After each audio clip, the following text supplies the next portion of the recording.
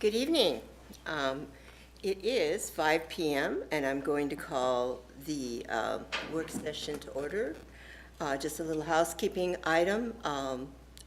Dr. Jewel Harmon, our Chief Accountability Officer, will be attending the meeting via Zoom.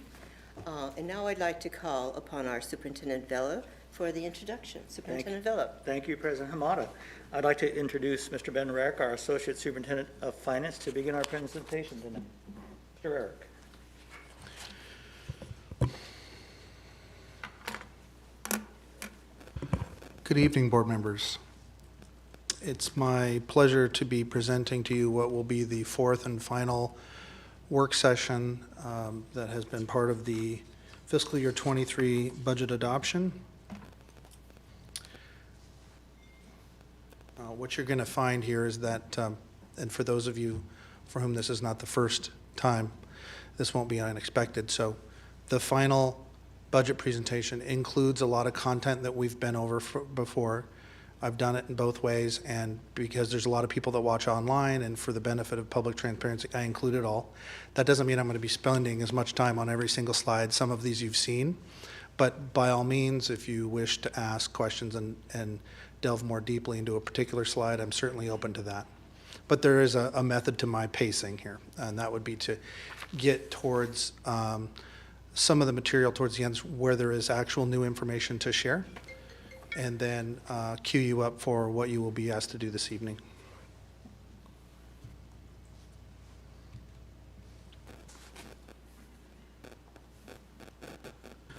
Okay, so in addition to having the district's core values of equity, excellence, and community at the heart, this budget also intends to focus the district on the superintendent's top priorities, which include a renewed focus on student need and classroom instruction, the idea that we want to finish the year we just finished strong, start strong under Mr. Vela's leadership, and then stay strong, have a plan for staying strong, and then finally to build sustainable operations for the district, not just for a year, but for the foreseeable planning future. There's some highlights that I'd like to go over with you. First of all, that this budget represents $512 million in expenditure authority, and the total budget is about 605. What do I mean total budget? I mean the sum of all of the 5 major funds. As you'll recall, the enrollment projection for this budget is essentially flat, very modest increase of less than 0.5% is projected. You'll see increases on the revenue side because we are now in the full throes of making annual ESSER claims. This, we'll close out a year where we expect to claim anywhere from $25 to $30 million in ESSER, and then we expect to do the same again next year, and then we expect to do the same in the third year as well. We'll talk a little bit, and I think you'll recall that I had prepared a slide for you in the last budget work session that showed the effect of taking out one-time revenues and what that looks like. I worked on that slide for you, and I have that. That was a bit of a snafu last time, and we'll spend some time on that. And then the other kind of through line of the presentation is the year 2024. There's quite a few things in this budget, both in the general fund budget, the capital budget, our levy planning, that all seem to kind of coincide in 2024. And so we're going to talk a lot about planning for 2024 and how to be ready for it when it comes. So here's a recap of the timelines of what you have just gone through, the 3 budget work sessions materializing in the spring and summer, then the submission of the F-195 to the ESD for technical review, and then tonight you're being asked to adopt that budget in accordance with law. So under the law, each district has to adopt their budget by August 31st. Okay. This is what we call a fund summary, and I lift this straight from the F-195 because that's technically what you're adopting. It's a very technical document, and not a lot of people find it terribly user-friendly, but if there was one page that sort of summarized the information that you see in your resolution tonight, it essentially comes straight from this page. you're basically giving the district expenditure authority in 5 funds. We tend to focus on the general fund, but it impacts all 5 funds. Okay? We tried to build this budget around, I believe it's 6 major initiatives and investment areas. You've seen this before, but I'm going to be brief. But the first is a priority around student and staff safety. This budget represents over a 2-year period a 65% increase in the supplies and materials necessary to keep staff and students safe at a time when that's a very high priority for our community and our staff and our kids. The second major initiative, which again also is not new, is our systematic review of our fine and fee structure in the Kent School District. And it has gotten to the point now where I'm happy to say we have whittled down the list of fines and fees from several pages down to like a single page. And that includes eliminating a lot of ASB card and activity fees for eligible students and families. We no longer charge any fees for CTE classes. We've eliminated all non-discretionary class fees, whether it's core or elective. So there was kind of historically this idea of that it's the elective class, you can charge a fee. We've eliminated that.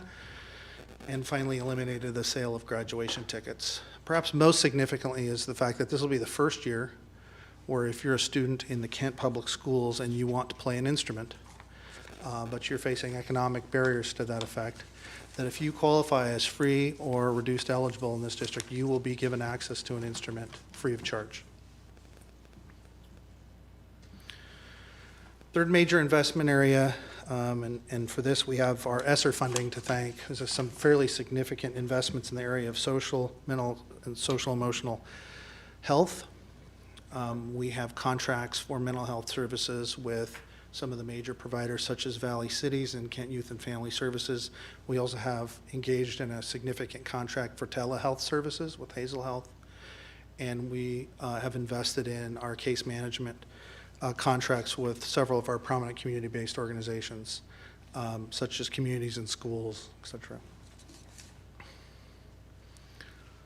And then, again, another major, something that has enjoyed support from our ESSER funding is our pretty aggressive expansion of what I call our extended learning opportunities. So that ranges from summer school programming. I know you all noticed the aggressive across the district campaign to get summer programs up off the ground, which we did under the leadership of Carol Cleveland and others. Extended day before and after school programs, many of which are funded through our ESSER mini grant infrastructure. Credit retrieval in high school, and we also have used the ESSER money to support the launch of the new virtual school. So that school is completely 100% ESSER funded right now.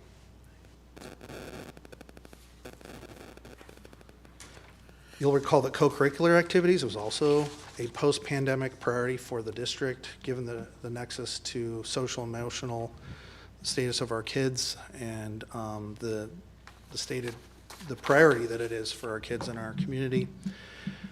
Now, the general fund doesn't support ASB programs because ASB programs are supported by ASB fundraising, but what we were able to do was use some general fund money to pay for things that the district used to rely on ASB to absorb. So the effect of that is to free up the fundraising dollars for really just the student activities that the students plan. And that's had a very major impact on that program. And then finally, although I understand there's been some adjustments to this schedule, there are some fairly significant curriculum adoptions scheduled for fiscal year 23 as well. You'll remember the last time we did a budget presentation, we had, I think, 3 or 4 pages of a fee schedule. Now it's down to 2 pages. I'm not going to go through every one of these, but the idea here is if you're taking a class, you don't pay a fee unless that fee is attached to something that is truly extra or discretionary. So if you need something to do well in that class, we have taken that on, that we will not charge students and families for that anymore. And I think we already went over the commitment that we made with regards to musical instruments, which I know has been a priority of the board and the community over this last budget cycle. I think that our arts program has come up repeatedly. Okay. I'll take you through some ESSER funding update slides.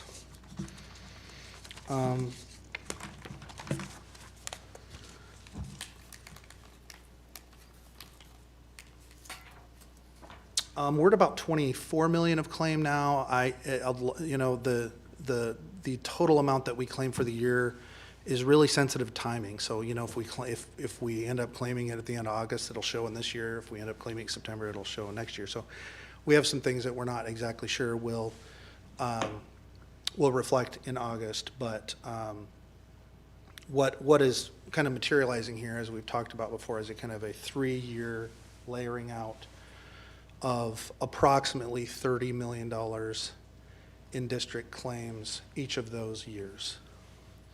I've listed for you some of the things we've already talked about in terms of what ESSER has funded. The one thing I want to remind the board of, I hope we don't forget it, is that a good chunk of our ESSER money is used just to pay for the staff that we have. You remember that, right? It's not all new stuff. Some of it is backfilling the support of the staff that we have, and I have a graph that will illustrate some of that later. If you wanted to get into the detail of exactly what the $23 million is claimed for, this will allow you to do that.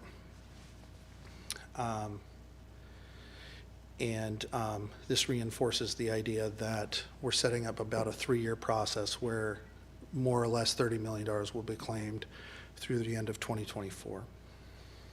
Okay, enrollment. So this is new information, board. So I think the last time we talked, I had enrollment info for you through like April. I was hoping for a bounce. We had seen a bounce early in April, but ultimately we did not see it. So unfortunately, what you see here is 5 successive lines where each year we've lost enrollment. And so the solid, what is that, royal blue there? That's the bottom line is the current year. And you see we had a little spike in May, but as quickly as it materialized, it dissipated. So June was back down to more or less where April was. So this is what the enrollment figures look like cumulatively for the last 6 years on record. Now I'm able to update for you 21, 22 as we have completed the June. Okay. And then so for this budget, sometimes you'll hear somebody say, so what did you project for your budget? Well, it really matters how you say it. Are you talking about budget to budget, comparing last year's budget to this year's budget? Or are you comparing this year's actual to next year's budget? So depending on how you ask that question, you'll get a radically different response. So budget to budget this year, we have a difference of 800 students. You remember this time last year, we were hopeful that we were going to get this surge of kids back because schools were opening back up, right? And that did not materialize. And so this year, we've projected a very, very modest, essentially flat increase to current actuals, right? Which assumes that what we saw in June in terms of real kids is real student counts is what we would more or less expect to see in September. I've taken you through some of these hard data slides. You can pull me back if you want, but I'm not going to go back over this slide. I will go over this one briefly as I want to reinforce with you what's happening with our local levy situation. So let's go back to the year I came, 2017-18. You'll see the cumulative amount of our levy in the dark blue, and then you'll see that light blue cap at the top. You see that? That is a local effort assistance, or what's known as local levy equalization. Funding that is provided by the state to districts that are categorized as property poor. In the 4 years that I've been here, 4.5 years that I've been here, we have gone from being a LEA qualifying district to one that it doesn't come close to qualifying anymore. So that's been a pretty significant change because we've seen significant property value growth. Now, you would think, okay, so you would see a commensurate amount of growth in the local levy. And you have seen some growth on the, as we've kind of completed that V shape, right? Now what's happening, and I reinforce this because it's so important, it's one of the ways in which this declining enrollment is impacting us, is we can only collect local levy according to how many students we have. And for years, that wasn't an issue for us. It is now an issue. Our dropping enrollment has caught up with the amount that we're authorized to collect. So a typical district might assume, okay, I'm gonna keep growing at, the same amount year to year in our local levy, and I'll budget for that growth. But if you keep losing students, you don't have that flexibility anymore. Does that make sense? So while the levy amount grows by inflation, like the state will adjust the cap by inflation, there's a little growth there. If we keep losing students, we keep losing capacity, and therefore we keep losing the ability to budget for growth in our local levy. Okay. This is a sort of the detailed appendix slide that breaks down the individual revenue sources. We've spent a great deal of time on this slide, so I'm going to move on from it if you don't mind. Okay. These have been updated, and this has the slide I want to dig into you. So remember, these are the slides that you have in your financial statement every month, right? We go on from every month. By now, your eye has acclimated to them. You know what they mean. So it's the same 4 slides with updated information. Okay. The first just reflects the fund balance month to month. Okay. Now you see what happens there from April to May on the pink line. Do you remember what that was? Why we see that spike? Remember, we got the one-time payment from the state for enrollment stabilization, just $9.7 million in 1 month, not in any other month. So it kind of sticks out like a lump on the graph. Okay? We will never presumably get that again, but we got it in May. Okay? All right, so the next 2 slides are what I want to dig in with you here. Okay, can you just take a look at that slide for a second, and then I'm going to show you this slide. Take a look at that. You see that dotted line down there? And then I'm going to go back to the slide where we're on. All right? So this is kind of a little bit of a point counterpoint. So this slide, as you know, because you've seen it every month, just shows, as you move through the year, how much revenue have we collected up through a given month, and then how much of expense have we accumulated up through a month, and then what is the ratio? Do we have more revenue than expense, or do we have less revenue than expense? If we have less, then the number is like less than 1, right? If we have more, it's more than 1. So you see the green number, the year we were in our fiscal recovery mode, you see it's way above 1, right? And then in each successive year, it's come down. Okay? Then we got ESSER relief money, okay? So I want you to look at this slide. All right. If there's no other slide for you to concentrate on this evening, this is the one I'm going to ask you to dig into, okay? So what this slide shows you is if I do the same slide as the one you just saw, I keep all the expenses the same, but on the revenue side, I take out all the one-time revenue. I take out the ESSER revenue, and I take out the enrollment stabilization revenue, okay? So what's left is ongoing revenue. What would our graph look like then? Does that make sense? Yep. Okay. So you can see when I separate out those proceeds, in June, our number is 0.92, yes. Right? Meaning our expenses are considerably higher than our revenues in that year, right? That should make sense to you because we just talked about that. We're going to claim about $25 to $30 million in ESSER money, right? A good chunk of that, about $8 to $9 million, is to just backfill to pay for the staff we already have, right? It's not buying new staff. It's just supporting the, not reducing teacher load, et cetera, right? So I thought it would be helpful for you to see, like, okay, so what would it look like if that money vanished, right? And we still staffed at the same level. We still did curriculum adoptions. We still had summer school. We still had these things, but we didn't have the commensurate revenue. So I think this is a important slide to understand, because I think that's why, remember, we were planning for 2024, Yeah. right? 2024 is the date when that dotted magenta line, I guess it is, becomes Yeah. our reality on some level, and I'm going to contextualize that a little bit later. Okay? Here's been our staffing. I think there's been concerns that the district hasn't been increasing staffing, or at least I've been getting those emails. Here's the numbers. So in terms of our total certificated staffing, we've increased quite a bit since fiscal year 19, as you'll see.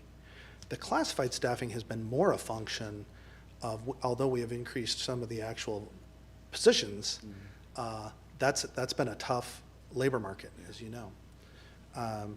But certainly increases on the certificated side. And all this does is translate that into a ratio. So it takes the number of staff and divides by the number of students. So board members, if our staffing numbers are increasing and the enrollment figures are dropping, what would you expect to see? A much lower ratio, right? Well, sure enough, you see that ratio, particularly on the certificated side, moving gradually lower, which means richer staffing, right? Into fiscal year 22. Okay, here's what you see in the budget. And really, I think the key, staffing is essentially flat, but the thing I wanted to show you is the dark blue. So we are expanding that net of ESSER-funded positions, and we'll talk later about what that means in fiscal year 24, the year we're planning for.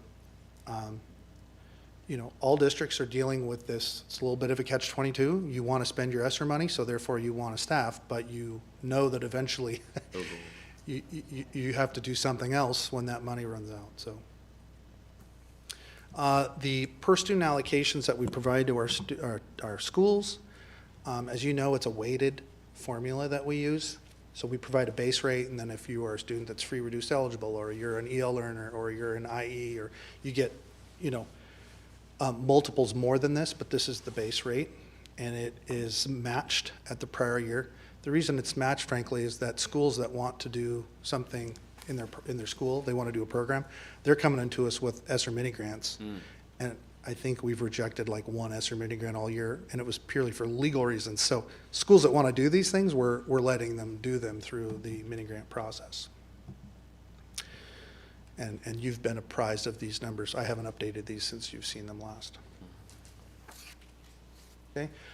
On the staffing side, so basically what happened with classroom staffing is we essentially, you can think of it as that the ESSER funding has allowed us to not cut staffing ratios. So the only thing that's happening is that to the extent that enrollment has dropped, there are staffing adjustments associated with lower enrollment, but the actual allocation rate hasn't changed, okay? And so the ratios of 1 to 23 are continued in this budget, and we also have 57 ESSER-funded positions, including the 40 school success coaches, which principals are saying are making a huge difference in their building.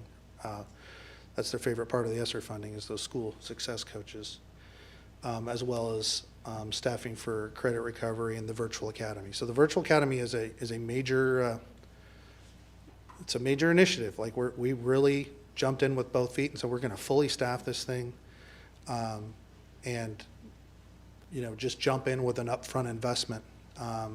So far, most of the enrollment we're seeing is from within the district, but we're hopeful to start attracting students back to Kent who may have gone to other virtual academies. Okay, so as a result of that drop in enrollment and the reapplication of those ratios, we saw a reduction of 42.5 classroom positions. And our splits are at, I think the last time we checked was at 16. So you see we're down from where we were in fiscal year '21. Okay. The next two slides are the detailed appendices I took you through in June, but for the benefit of the public and full disclosure. And this slide is basically kind of where it pulls it all together. It'll show you the your authorized expenditure. So you go up to the top there on the final, when it says, so that second column in says 22-23 proposed budget. It shows the beginning fund balance. Then it shows a projected revenue of 497.8, a projected expense of, 512.8. That 512 number, or actually I think it appears as 508 in your resolution because of the transfers out. That is essentially what you're authorizing this evening. Now, this shows a projected reduction in fund balance, and I think we talked about the last work session how this works, where our style here in Kent is to budget for all positions. We don't just assume that positions will go unfilled, right? So even though this shows a reduction of $15 million, I think it is more likely that it will be far less significant than that, because we will probably never fill 100% of our positions. No school district ever fills 100% of its positions. So another thing that's in your resolution tonight, and it will be the first time you've seen it, is your four-year outlook. I'm going to walk you through kind of the thinking on the four-year outlook, and then it appears, like when you get your resolution tonight, you go to page 2, you'll see like a chart in there. So we've used the suggested format from the Educational Service District. I know it's not the prettiest, but that's how it's recommended that we do it. First thing is that four-year outlooks are for all funds, but I'm going to spend most of the time on the general fund. Okay, so there's a couple of considerations. We talked about the fact that the local levy is starting to be impacted by the per pupil cap. We're talking about spending roughly $30 million each year for the remainder of ESSER eligible years. And part of what we're processing here, I've been doing this a while, not just here, but when I was in the state, and I've ridden through the economic cycles. I've also ridden through the times when federal relief was really high. Do you guys remember the 2009 mortgage bailout? And there was a lot of money that went out to schools then, and then there was a bottoming out, and then so we try to plan for these things. And one of the things we're planning for is that we're clearly on one of the what is that, an ebb? we're at the top, the crest, if you will, of one of those cycles. And so state funding has been pretty robust these last 4 years, but that doesn't, historically we know that doesn't continue in perpetuity. So what I'm giving you here is two versions of this. The second version is the one that that is the official one, and it's in your resolution, and it's called the F-195F. But in my dry rehearsal of this, I got coached a little bit to make this easier to understand, and the way to make it easier to understand is start with a first version and then make an adjustment to and explain what the adjustment is, okay? So the first version looks awful. You look at the end and you see negative $38 million, and you think, how could that possibly be the case?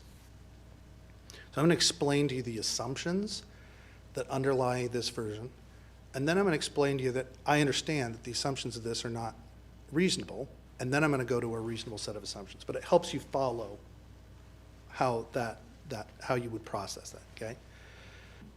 So the first version is this says, suppose, remember the graph I showed you with the dotted magenta line, right? Suppose that we kept spending at the way we were spending. We didn't change anything about our spending, including everything supported by ESSER, right?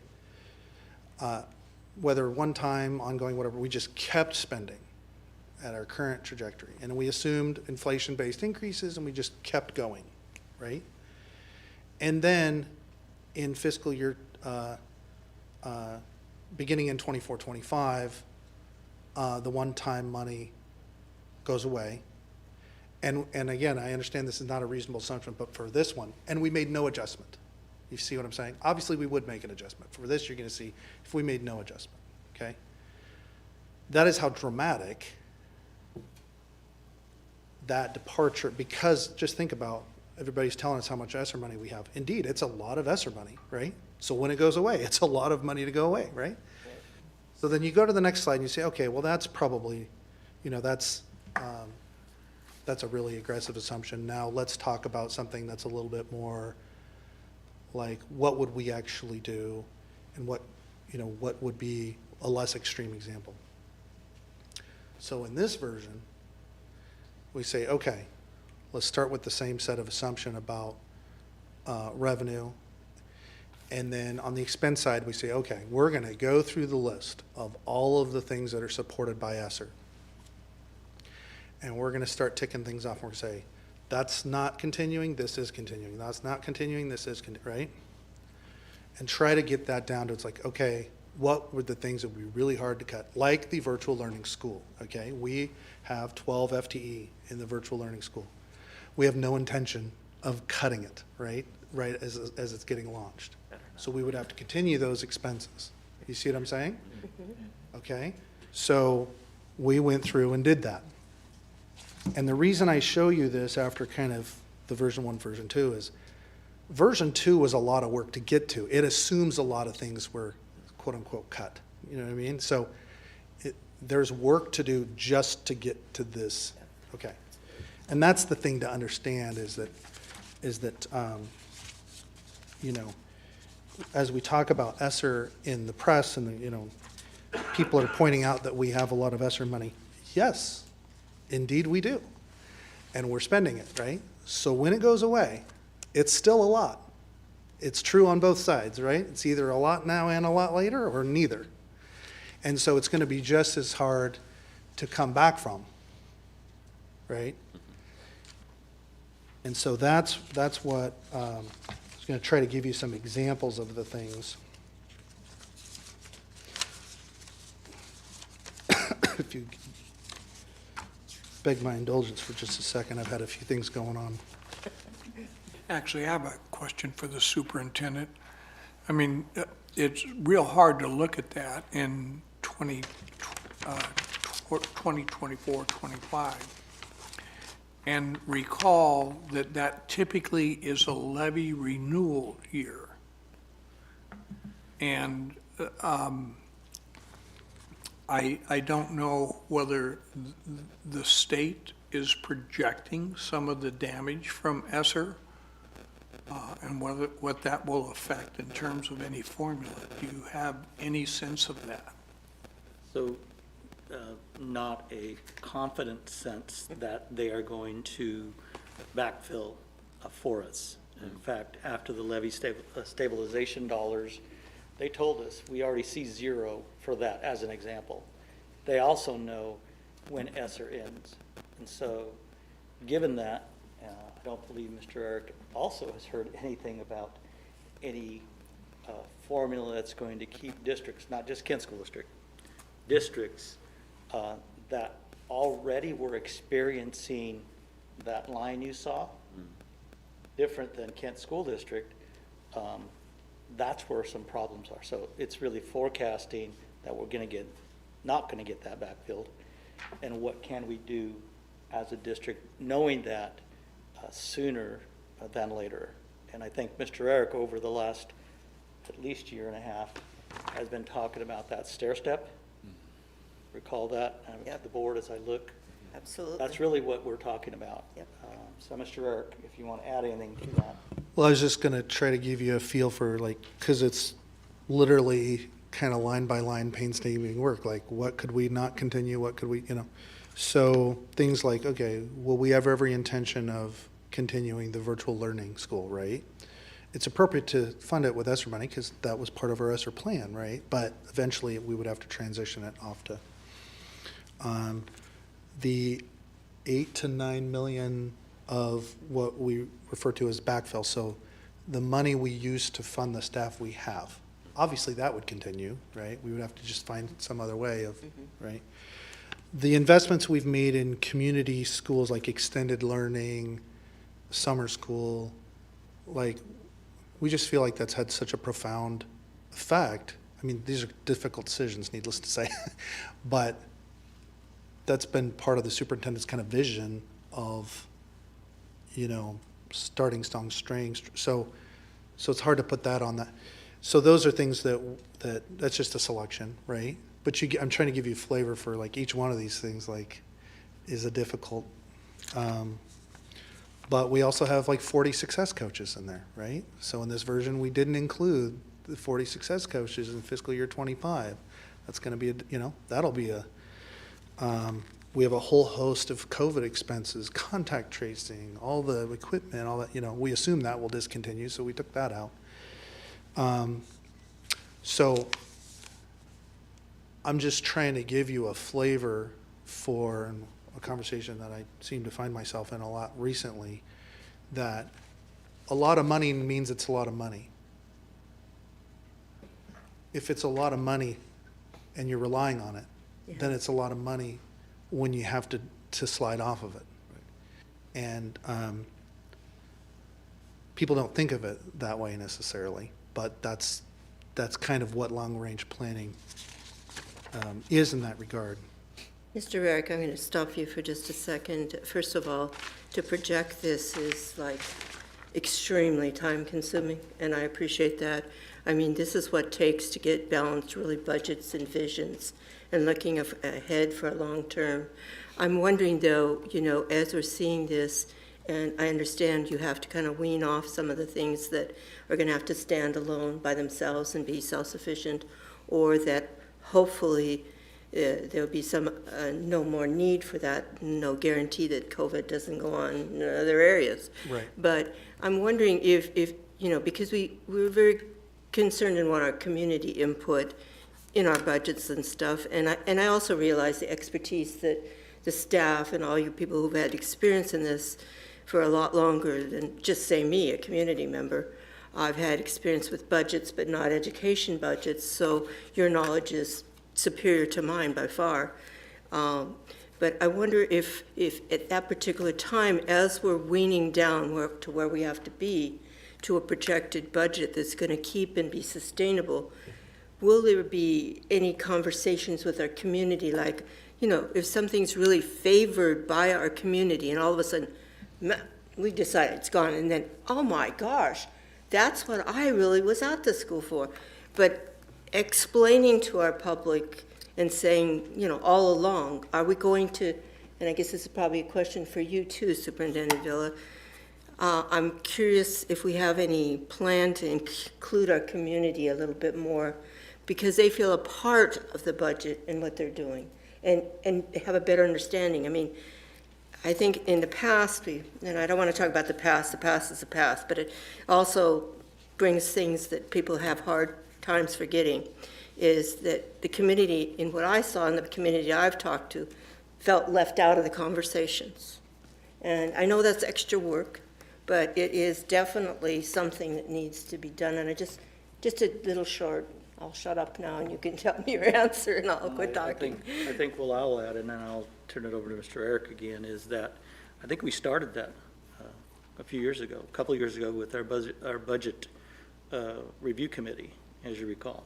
And we heard from them in our last meeting about where we were and how confident they were, our trajectory, if you will. I'll use that word.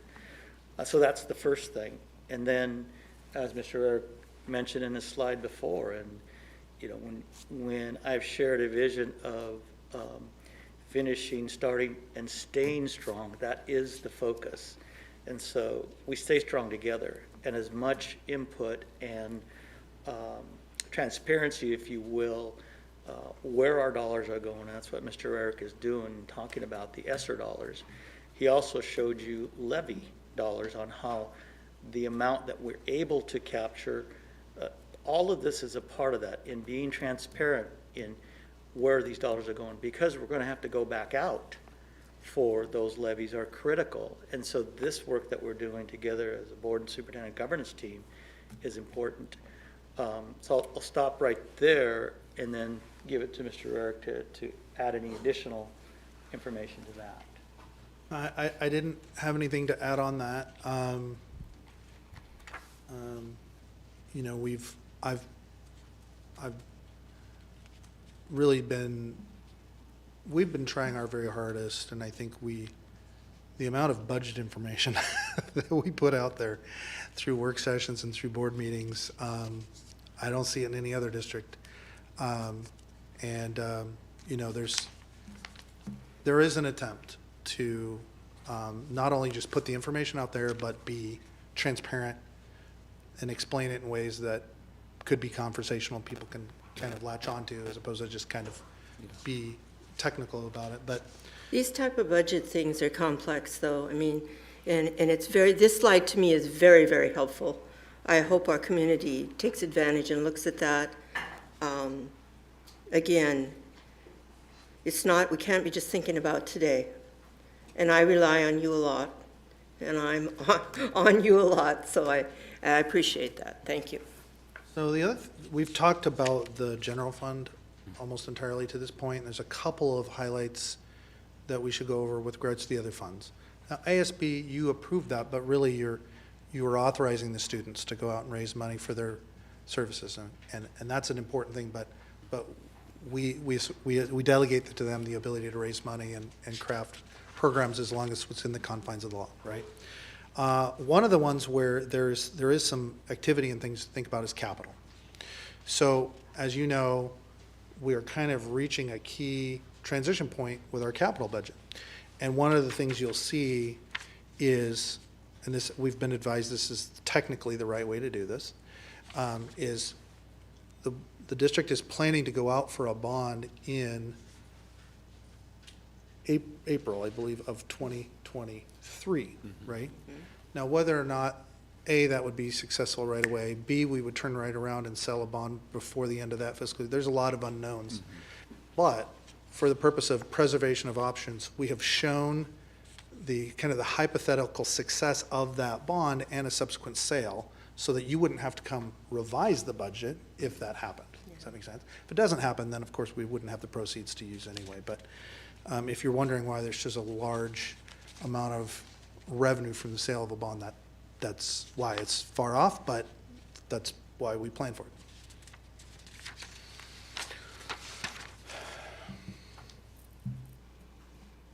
Okay, so it is it's a hard thing to think about when you have healthy reserves and ESSER funding, and then yet somebody's telling you you have a structural deficit, but nevertheless, that is where we find ourselves. Yeah. And basically, a structural deficit is an imbalance where your ongoing expenses exceed your ongoing revenues. So we talked about 2024, and just to keep my head straight, I had to put this on a map. And I think you've seen this before, but there's about 2 or 3 things that are coming to confluence in 2023 that are good to plan for. And we're finally going to be back on the same schedule in terms of when levies and capital measures and bonds are all on a similar cycle, which would be great because we've been running 2-year levies while we've had a 6-year tech levy, and it increases the number of times you go back to the voters. So the first thing is that the EP&O levy and the existing tech levy, what you associate as your 1-to-1, tech levy, those will both be coming to completion in calendar year 2024. And so in the out years, there'll be decisions about, do we run that on the same cycle going forward? The capital measure, which we just talked about, so yeah, that does actually show up in this budget, in theory. If we actually passed it in April, sold a bond in like July, which would be a very, very fast timeline, but nevertheless, it could happen, right? It would technically fall into fiscal year 23. So if you look at the underlying financials of the capital budget, it will show, I think, $125 million, but that doesn't mean that all of that has to materialize. It means that if it does, you don't have to amend your budget. And then 2024, the 23-24 school year, is the last year that under current law, we will be allowed to make claims under ESSER. So that would be like the third installment of the roughly $30 million claim, meaning that the 24-25 year would be the proverbial cliff year.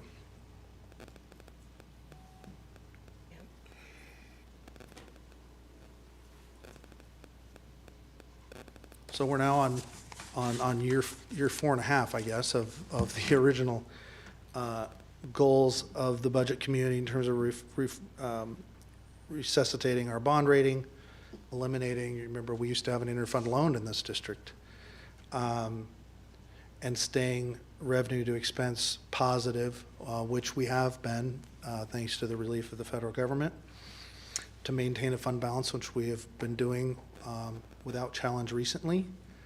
And I think the one area that has had the most is, under the leadership of the superintendent, like we've really zeroed in on the ways in which budget supports his strategic priorities in a way that we haven't before. So that completes my presentation. So tonight, when we're at the board meeting, I will not be redoing this entire presentation, obviously. I will be hitting the highlights. You have in your packet a resolution. You have like a cover letter explanation of that resolution. You have a link to the copy of the F-195, which is the actual technical OSPI document. You have what we call the budget book, which is kind of the charts and graphs version. Ms. Tyler, our director of budget, puts that together. It's a pretty impressive compendium of information, and anytime somebody asks you a question, you can flip it open and you're going to find a graph that doesn't require you to be a technical expert, and so you will be adopting that resolution, and the superintendent will propose that you adopt that resolution, and then the effect of you doing so would be that you are authorizing expenditure in those 5 funds up to the amount indicated in the resolution. And that completes my presentation. Are there any questions that you may have for me? I'd just like to thank you again, especially a couple of slides you added there helped me to understand it better. The more we can get this out to our community and have them see it, the better off we are. It's there. They can look at it. I know all the work you've been under, and I appreciate it, and I'm sure the whole board does. Any other further discussion? Tim? Thanks. No, thank you. Wally? No, thanks. Joe? Okay, Thank you very much. Thank you so much. Thank you, Mr. Rarick. Thank you, President Mota. All right, and it's 5:47. We're going to adjourn the work session, and the work session will be adjourned for an executive session for approximately 30 minutes. The purpose of the executive session is to evaluate the qualifications of applicants for public employment and to discuss with legal counsel potential litigation and the legal or financial risk of a course of action. And we will be back here at 6:30, our new start time. Thank you.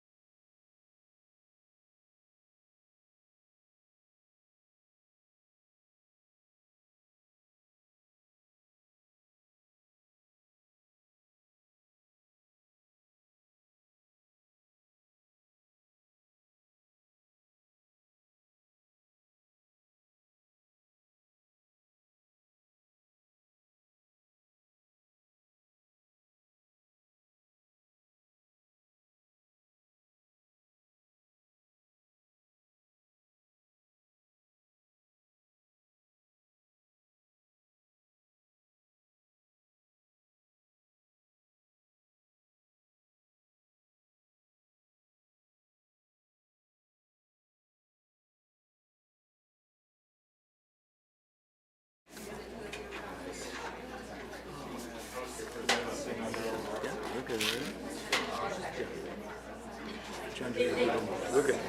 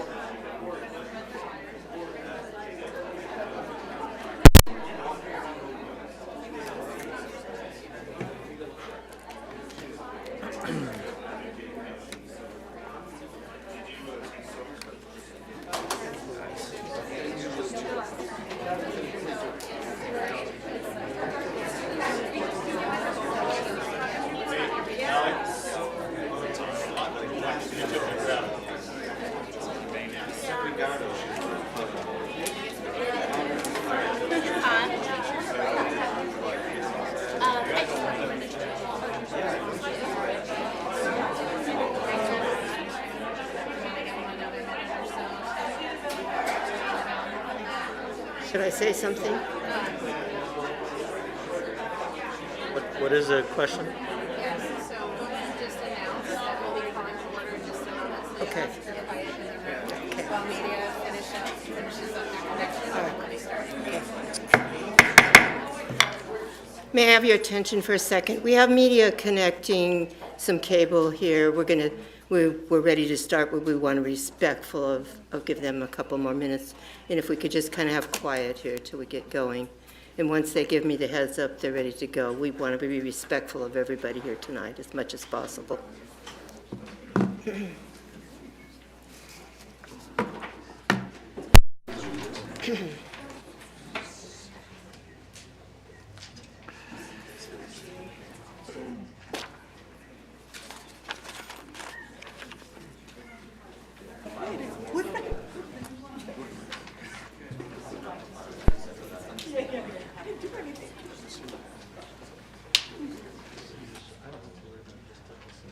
Yeah. Well,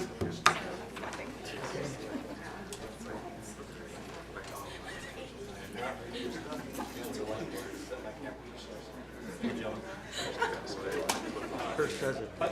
yes.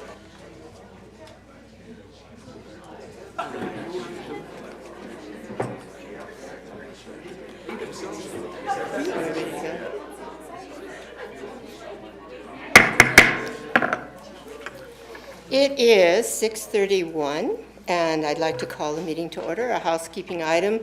I'd just like to announce that Dr. Jewel Harmon, our Chief Accountability Officer, will be attending the meeting via Zoom. And we're on to 1.03, the roll call. I'm going to call our board, and they will answer if they're present or not. Vice President Meno, President. Director Farah, Here. Director Clark, Present. and obviously I'm present. I'd like to call upon Director Farah, if you would be so kind to say the pledge, please. Join us, audience. Please stand. I pledge allegiance to the flag of the United States of America, and to the republic for which it stands, one nation, under God, indivisible, with liberty and justice for all.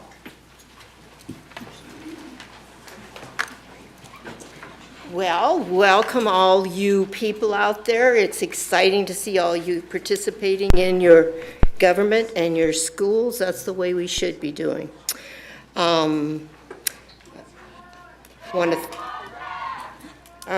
thank those of you who have come to the meeting and those who also are viewing live stream.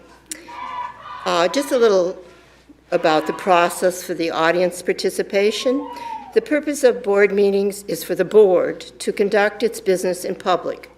During the meeting, the board will listen to but not respond to comments from visitors. Those wishing to comment must complete a comment card and turn it into Naomi Zenteller, our executive board assistant, either before the meeting begins or no later than the beginning of the legislative update. No cards will be accepted after that. Visitors who have completed a comment card indicating a desire to speak to an agenda item will be called at that portion of the agenda.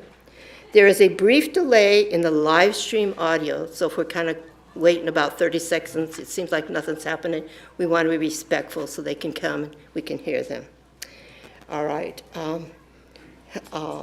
We will allow for extra time, as I just said, for them to make their way to the boardroom. When it is your turn to address the board, please state your name at the start of your testimony. Public comments will be heard after the opening, during preliminary communication from the audience, at specific agenda items, and during final communication from the audience. Students will be the first to speak on any topic. Please limit your remarks to 3 minutes. You will have a timer when 3 minutes are up. Please do not use specific names or students or staff or personal identifiable information. Abusive public comments personally towards staff or board will not be tolerated. The president may interrupt or terminate an individual statement when it is too lengthy, obscene, or irrelevant. Per board procedure, written material to provide board members with background information should be submitted to the superintendent's office at least 1 week in advance of the meeting. Okay, Superintendent Vella, are there any changes to the agenda? Yes, thank you, President Hamada. A supplemental personnel report has been added to the consent agenda as item 10.06. And we are modifying the agenda and by adding a new category, nominations for Director District Number 2 Board Vacancy Selection of Finalists for Interview as item 11.01.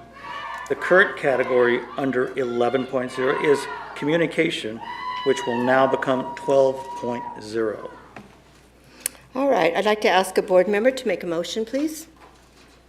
I move that we approve 10.06 to be added. Second. Discussion? Seeing none, I'll call for the vote on the supplemental report being added and the modifying of the agenda by adding a new category, nominations for Director, District 2. All those in favor signify by raising your right hand and saying aye. Aye. All those opposed signify by raising your right hand and saying nay. Abstentions, the motion carries. Now I'd like to ask Director Clark if you'd be so kind to read the land acknowledgement. We acknowledge we are gathered upon the ancestral lands of the Muckleshoot Indian tribe who historically lived throughout the area between the Cascade Mountains and Puget Sound. Thank you, Director Clark. We're now on to 2.0, recognition. Proclamation, maintenance, facilities, and custodial staff. I'd like to call on our Superintendent Vella for introductions. Mr. Vella. Thank you, President. I'd like to call on Dr. Wade Berger, our Associate Superintendent of Strategic Initiatives and Operations.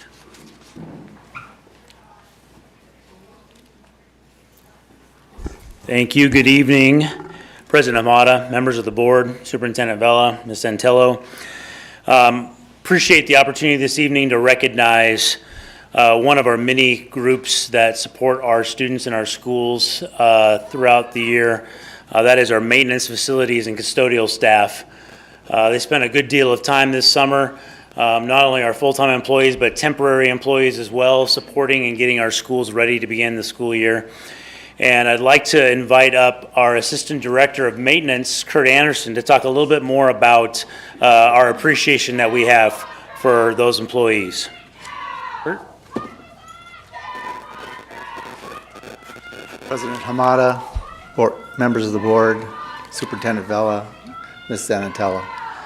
It's my pleasure to be here tonight to recognize the maintenance and facilities and custodial staff for everything that they do. As the Assistant Director of Maintenance, I work to support them, to help them in what they want to accomplish, but it's really them that do the work and have put in the preparation and the time and the effort, and they have the professionalism and innovation to help us accomplish everything. Striping, painting, grounds, everything to get the facilities ready, even at the custodial level.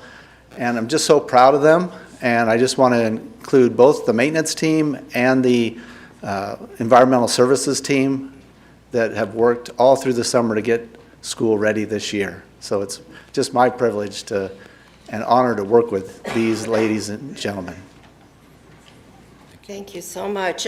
Just as a coincidence, I've been getting 100 emails or more a day, but one of the ones I just picked up this morning came from a parent who was thanking the maintenance crew about a lot of the air fact and for filtrations and stuff that have been really improved, and it was good to hear that. And thank you very much for coming here. Our whole entire staff is important to us, our educators, our staff, and everybody. And thank you for coming here. They probably don't get much recognition, but they're an integral part of what we do every day. So thank you very much, sir. All right. We're on to 3.0, preliminary communication from the audience. In-person comments will be made up to 30 minutes. Order of comments, in-person student general comments. Do we have any students? I have online students, but they're in person, so I'll be the online student first. Okay, And okay. these are general. These are in person. Okay, And this is for setting up a okay. Thank you very much.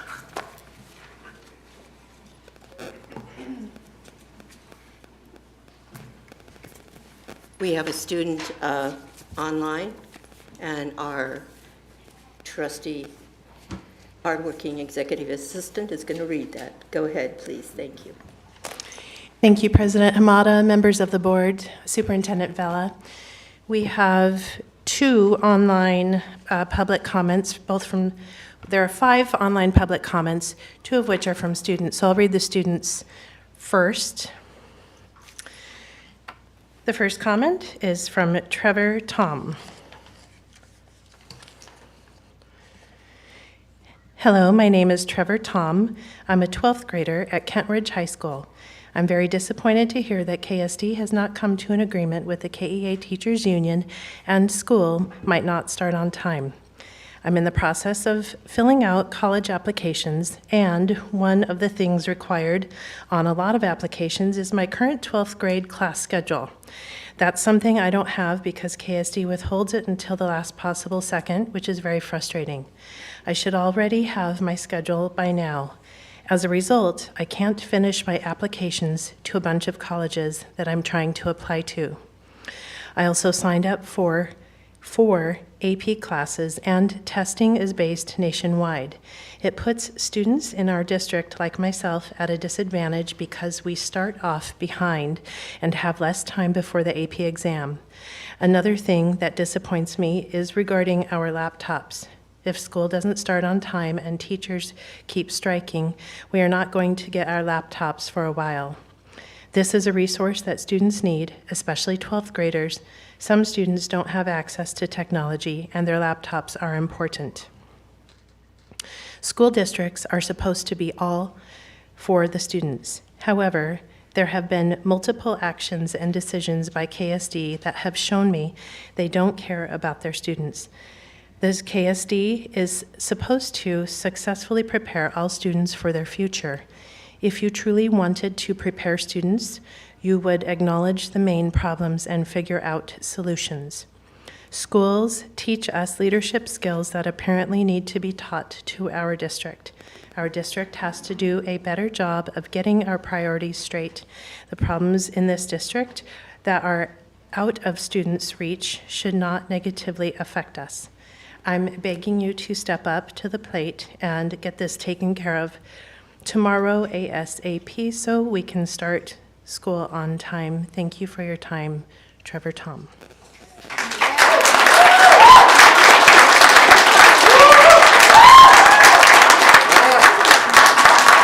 Next comment was submitted by Brianna Tom.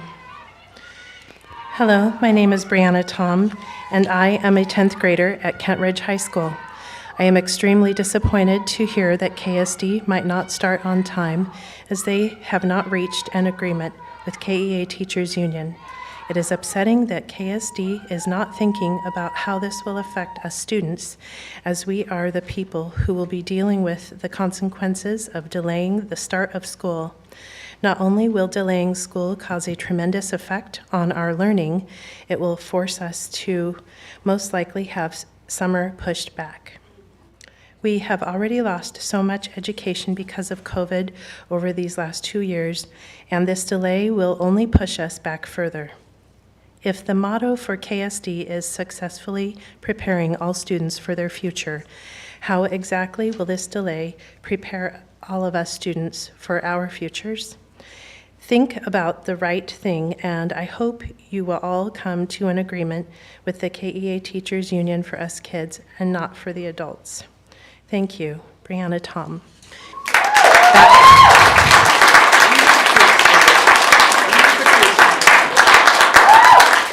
That concludes the online comments submitted from students. I do have 3 additional online comments. However, they can be read following the in-person comments. Thank you.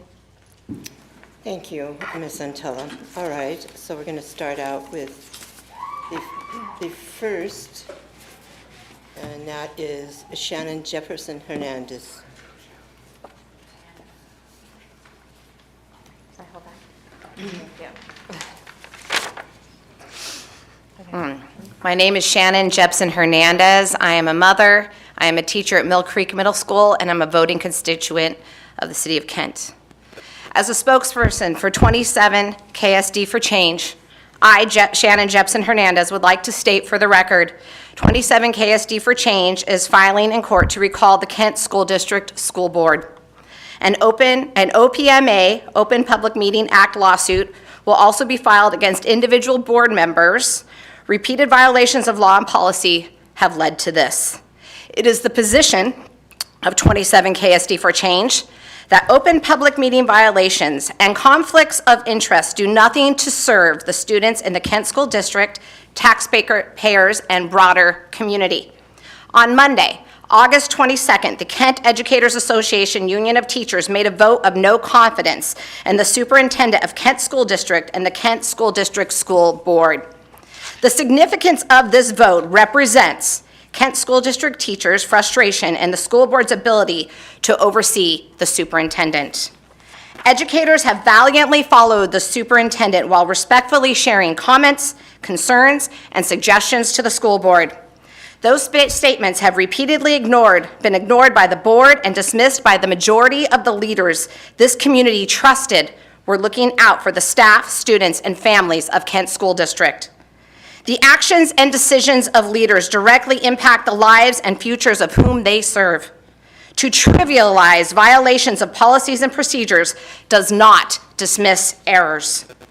We can never know the negative impact of those infractions, but we can assume people's losses of education, opportunity, and employment will significantly impact the trajectory of their futures.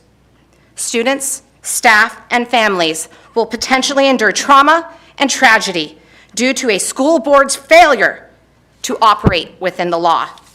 When unions and community members exhaust all options of effecting change, it becomes obvious a recall of the school board is the only means to redirect the system towards appropriate and legal operations. When a board president publicly states that KSD has never violated law or district policy, it degenerates or denigrates any parent, student, staff, or community member with a legitimate, documented failure of law and board policy. It does not have to land in the courts to be legitimized. You should be ashamed.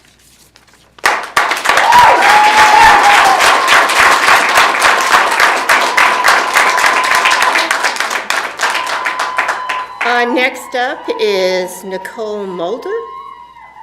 Nicole?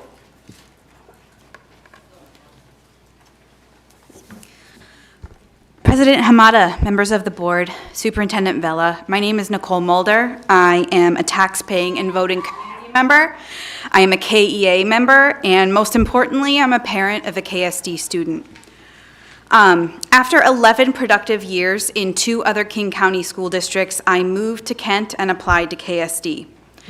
My 4 years with Kent has felt incredibly unhealthy and is now in the territory of a toxic relationship.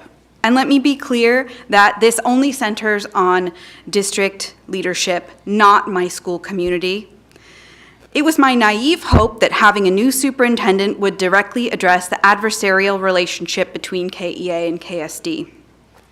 It was my hope that we would bargain early and often using the interest-based bargaining model because we have interest in being here for students.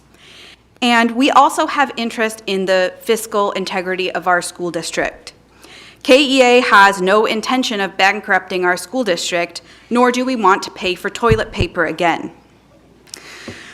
However, KSD refused to bargain and come to an agreement before the school year ended, which every other school district I have worked to has always done, and would have allowed our staff and students to have a worry-free summer. When KSD finally came to the table, proposals centered around removing civility language, which is incredibly uncivil by itself, removing class size caps and not providing salaries commensurate with surrounding districts, despite what the district has released to the public and the media. What benefit does this have? Who does this serve?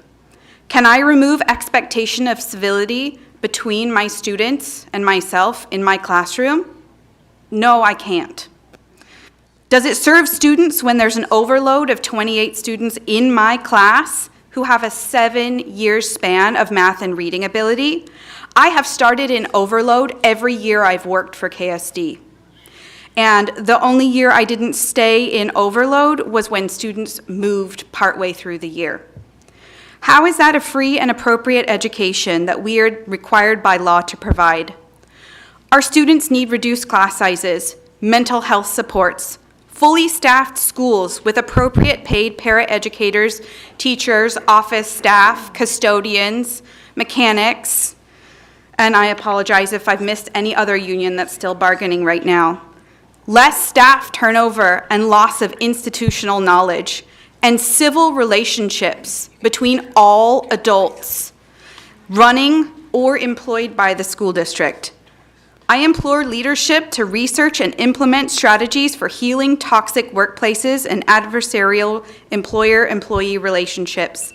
And please do not hire a leadership consultant who writes about how happy communities, teachers, and students are not the goal of a school district.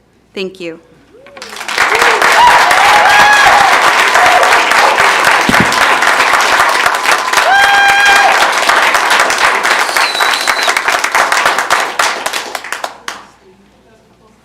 Okay, so, okay, all right, thank you. Thank you, Naomi. All right, we have another student that was in overflow room. Apparently, just came in a little later, and give him a few seconds to get here, but Mercury Kirkpatrick? Mercury Kirkpatrick.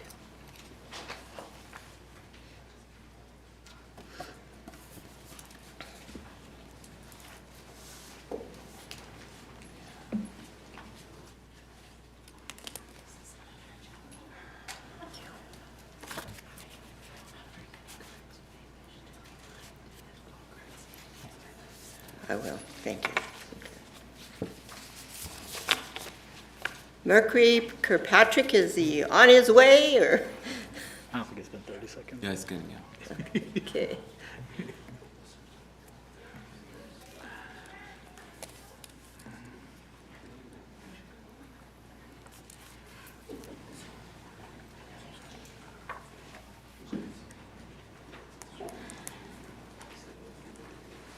Good evening. Hello. My name is Mercury, and I'm about to start my senior year at Kentwood. I am a queer, trans, disabled student with severe mental health issues, and as such, I'm not particularly invested in sugarcoating my feelings today. So if you'll excuse me, I have more than earned my anger. I spent 18 months of middle school in an emotionally abusive relationship with another student. The treatment that I suffered at her hands exacerbated my already very intense thoughts of suicide and severe anxiety problems. I've had a no-contact agreement with this person for 3 years, and I still have nightmares about her. If not for the counselor at Meridian, I would not be standing here right now. I would have successfully ended my own life. The idea that The idea that a school board would remove mental health support from students in the middle of a global trauma is devastating to me. When school shootings are hitting record highs and gun violence in this country persists unchecked, when we are seeing a steady increase of peer violence on school campuses, when rights for marginalized groups are being methodically rolled back at the federal level and queer kids are being forced back into the closet, when the vast majority of students in this district belong to racial and ethnic minorities and face horrific amounts of violence in their everyday life outside of school. Students are not safe, nor are they healthy.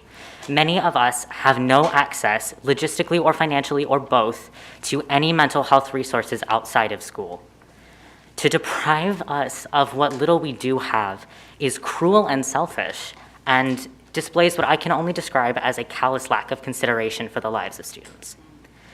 As someone who has utilized mental health resources all through middle and high school, I am advocating for myself, I am advocating for my friends, I am advocating for many students that I have never met and will never meet, and I am advocating for all of the counselors and other mental health professionals in our district. I stand with the KEA, and I have no confidence in this board either.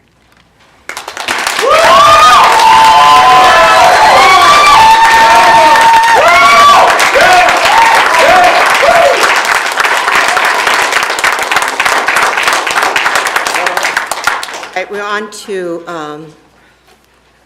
Donald Keltz. Pardon me? Members of the Kent School Board and Superintendent, thank you for allowing me a chance to talk. So I'm Dr. Donald Keltz, many years ago a dedicated teacher in Bellevue High School. Then I graduated from the WSU College of Veterinary Medicine. Can we parents and taxpayers help you to resist the bullying by the KEA and the teachers members? I will tell you that at least one time I was here before, it was said by the chair that there was not to be reaction to various people talking, and I haven't heard that tonight. But I believe teacher strikes are constitutionally illegal in Washington. So file an injunction and punish any school hostage action. Then work out the issues in peace. I'm sorry that the teachers seem to feel victimized. They may have their reasons. But I'm upset that after all the abuses of our student population in the past 2 1/3 years, that raises and benefits are even on the table. The state rules require 160 days of 6 hours per day of instruction, and this isn't happening now. Children are not doing well enough on progress measurements. Students have left the public schools. The current contracts ask for only 7.5-hour teacher workdays, I believe. Where else do we promote paying more for poor results? Thank you very much. I want to address one thing. We have a long meeting tonight. Mr. Keltz is actually correct. We're not supposed to be taking any applause. I'm trying to make everybody heard tonight. I would greatly appreciate it if our audience would refrain from clapping or emotions. I'm not trying to be unfair, but he did bring to attention an issue. And I screwed up. I didn't follow it from the beginning. I was trying to be over-fair to everybody in the room, and sometimes when you're over-fair to one group, you're unfair to another group. So I would appreciate if you abide by that. And I'm going to call a couple of names up here. The next person is Sarah Vickers, and after that is going to be Rose Castro, if you start lining up so we can go through this. So Ms. Vickers, please. And Ms. Rose Castro, if you'll come over here, please. Stand up and wait. Thank you. Hello, my name is Sarah Vickers. I'm an early childhood special education teacher at River Ridge. I'm also my buildings union rep, and I also have a job that I never wanted. I'm a union zone captain this year. I apologize if my voice is a little shaky. I'm nervous, I'm angry, I'm hopeful, and I'm passionate about my job. I have been in the KSD for 14 years. I serve your youngest students. I serve students who are 3 to 5 years old with varying abilities. I also do want to remind this school district that they are a P through 12 program, not just kindergarten through 12. I say that all the time. Some of my students will actually be in the KSD until they are 21 years old. My classroom is their introduction to the Kent School District. Please allow me to share my 2021-2022 school year with you. I am, per my contract, to be staffed with 2 paraeducators in my room. I only had 1 paraeducator for the entire year last year. This was a challenge. I wish I could say it was just my classroom. There's 4 ECSE classrooms at River Ridge. There were 3 classrooms that were not fully staffed. The first day that all 4 classrooms at River Ridge with guest staff was filled was May 5th. Let me repeat that. May 5th, 2022, 8 months into the school year, those young children finally got 1 day that they had the full support that they needed. I provide quality special education, and to do that, it requires individuals to teach, to support, to reteach, to give them all the skills that they are going to need for school readiness. We work on social skills, adaptive skills, fine motor skills, gross motor skills, and without staffing, this couldn't be implemented. We were basically putting safety over early intervention. I would like to say this was unique to my school. However, there were many schools in the district, many special education programs, ASC, SC, IP, LINK, that did not have the staffing that our students deserve. I would also like to say that there's now a plan in place, but emails that I have sent to the board, to the past superintendent, the current superintendent, and to Inclusive Education, I have not received an answer of what the plan will be for this year. Please do better to attract to passionate and trained teachers to support our most vulnerable students. And since we did have some fabulous students that spoke, please look at the words that are up there. Successfully prepare all students for their education and their futures. Thank you. Just a reminder, you're all going to help with no reactions. I'm going to call the next 2 people up after Ms. Castro to be in line, and that would be Darren Hemlin and Houston, I'm sorry, their handwriting there, and Carl Johnson.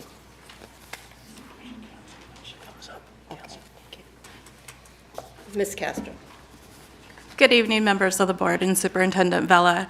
I'm not going to take up much time because I know a lot of people will like a moment for you guys to hear their voices, but I sent in a very detailed email. Thank you, President Hamada, for replying to that. It was directed to Superintendent Vela, so I hope he has an opportunity to read that. I think it's filled with really good information.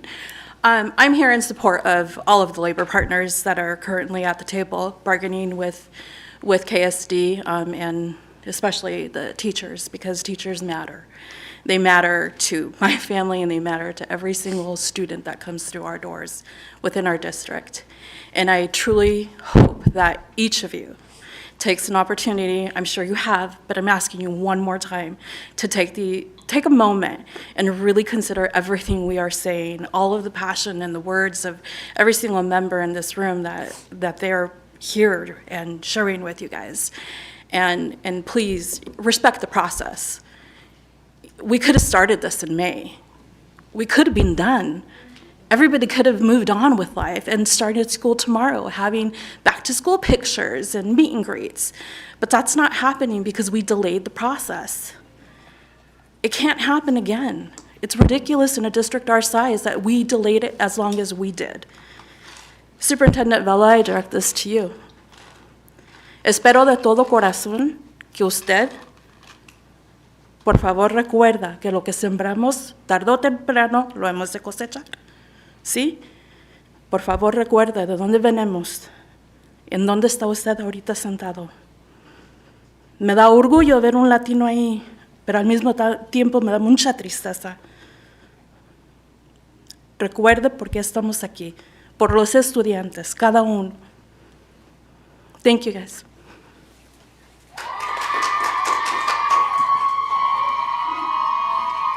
And this is Mr., It's Dr. Hewson. I'm sorry, Dr. Houston, I okay. didn't see the title there, I would have. It's all right. All right, my name is Darren Hewson. I am a teacher librarian in the Kent School District. I'm also the son of 2 Kent School District teachers and the dad of, at one point, 2 students in the Kent School District. I say at one point because I've actually pulled both my kids out of Kent School District for various reasons. The first was lack of funding for the dual language program and for class sizes. When a class size got above 30 students and a teacher was asked to agree to teach a class of more than 30 students, and they did. You know why? Because we love our students and we don't want to say no. And so we want to teach our students. So a classroom of over 30 students, and it didn't work for me as a parent, and I had to send my kid to a different school district for 2 years because it wasn't going to work. I didn't feel that my child was being supported. The same is true right now as my next child. I'm sending to a private school, and I don't even believe in private schools. I'm a 5th generation public school teacher, and I'm sending her there because we don't have the support that she needs. Because the people who are amazing teachers and who could support her don't have the time for her. Because there's not enough of them. That's what we're asking for. I'm standing here asking for your leadership. You are the school board, the superintendent. We expect your leadership. We expect you to direct the people who are speaking on your behalf to do the right thing for your students, for your staff, for your community, so that everyone can feel supported. I work at a school that is fortunate enough to have a counselor, a social worker, an after-school program, and a psychologist, and an OT. We have all those things, except none of them are full-time. And it's not enough. Because I also work at a school where most of the students have experienced trauma. Most. And they need help. They need support. They need staff who can love on them. This last year in education was the hardest one that many teachers have ever had. Plenty have considered quitting.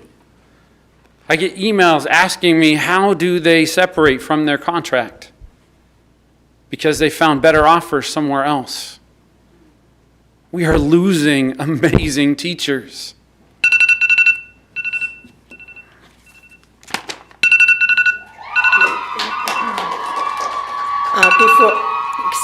Before we start, I want 2 more up here, and this is Mr. Cliff Cawthorn and Miss Jennifer Itzy. If you'll be on board there, please. And now Mr. Johnson, please. Dear board members and superintendent, first off, thank you for allowing me to speak and express myself in a professional manner to you and who all are listening and have attended. I come to you today as a 3.5-year teacher, energetic, to an energetic teacher that is ready to work with a new group of students this year. I come to you as a family man with a child coming later this year. I come to you as a learner who is working on my master's degree right now for the betterment of my students and my own understanding of education. I come to you as a musician that has taken countless hours to perfect my craft and be ready to share that with others. But most of all, I come before you today tired and frustrated. I'm tired. When I was in college, I was told the first 3 years of my teaching career were going to be tough, but they did not tell me that they were going to be this hard, that I would have to go through a pandemic, pink slips from my last district because of mismanagement of funds and watching 50 other teachers and me leaving that district. Reinvent teaching online and then adapt back into in-person classroom and possibly what could happen tomorrow.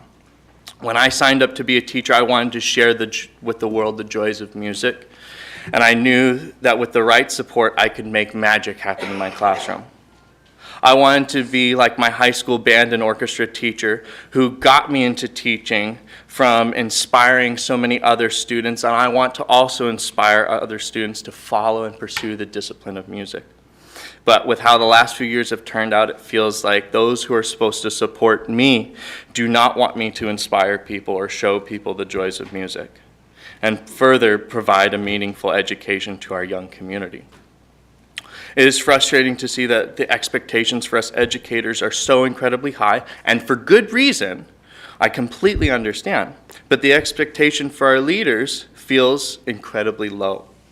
It feels hypocritical that we are expected to show up before school and work on projects and other items, that we are expected to work on grades, lesson plans, concerts, fixing items, organizing schedules, and usually all of that happens outside of our planning time.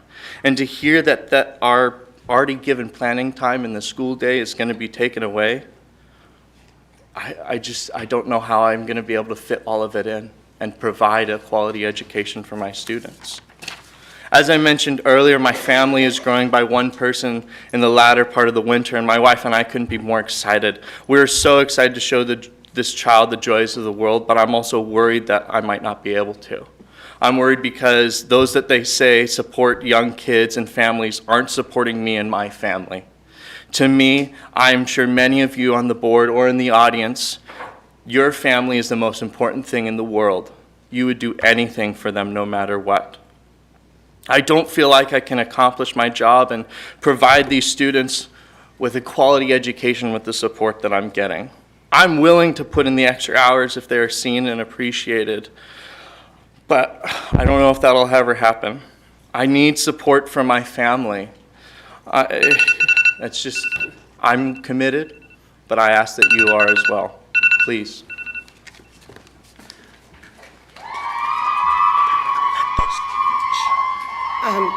I just want to announce before Mr. Crawford speaks, we're going to be at 30 minutes. I'm not going to try to, Ms. Itzy, I'm not trying to, we're going to have to wait. I'm sorry, we have 30 minutes. But in the first portion, we always have 30 minutes, and then we have a later portion or during the agenda item. So Mr. Coughlin, please go ahead. I just want to tell you. Oh, perfect. Thank you.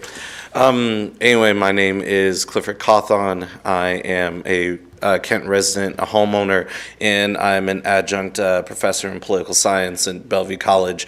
And most of the students I teach are Running Start students, not just from the east side, but from South King County as well. And I came here today to be in solidarity with my fellow teachers, and I wanted to share some of what I've seen over the past 2 years, because like many of the stories you've heard today, I've had students that have come to me depressed.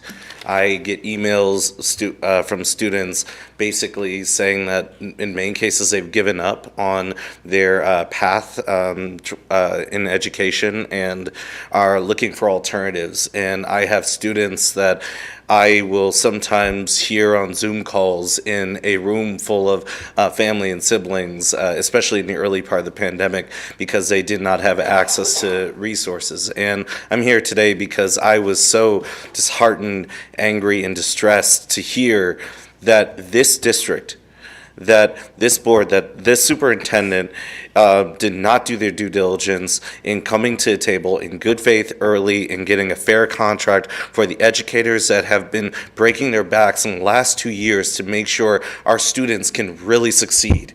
Because no community can exist without its youth. No school can exist without teachers. We make the difference. I would not be standing here today, a kid from the east side of Buffalo, not be here today if I did not have teachers at every step of the way, every step of my growth, inspiring me and supporting me. So there have been many things that have been said here about the particulars of the situation, about what needs to be done.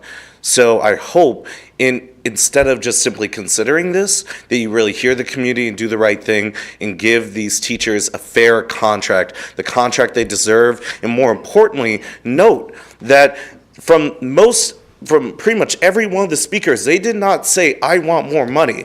They didn't say, I want this for myself. They said, I need this in order to support children, in order to support students, support the most important people in our community.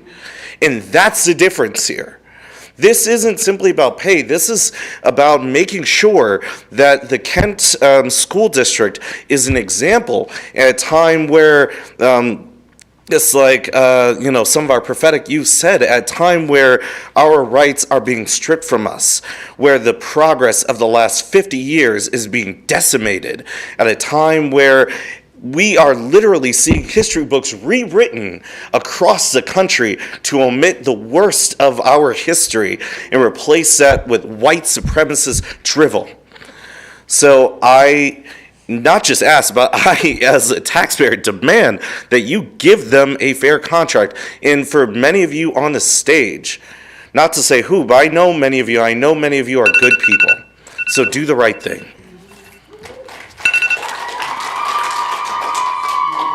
And again, Ms. Itzy, I apologize, but we're at 30 minutes.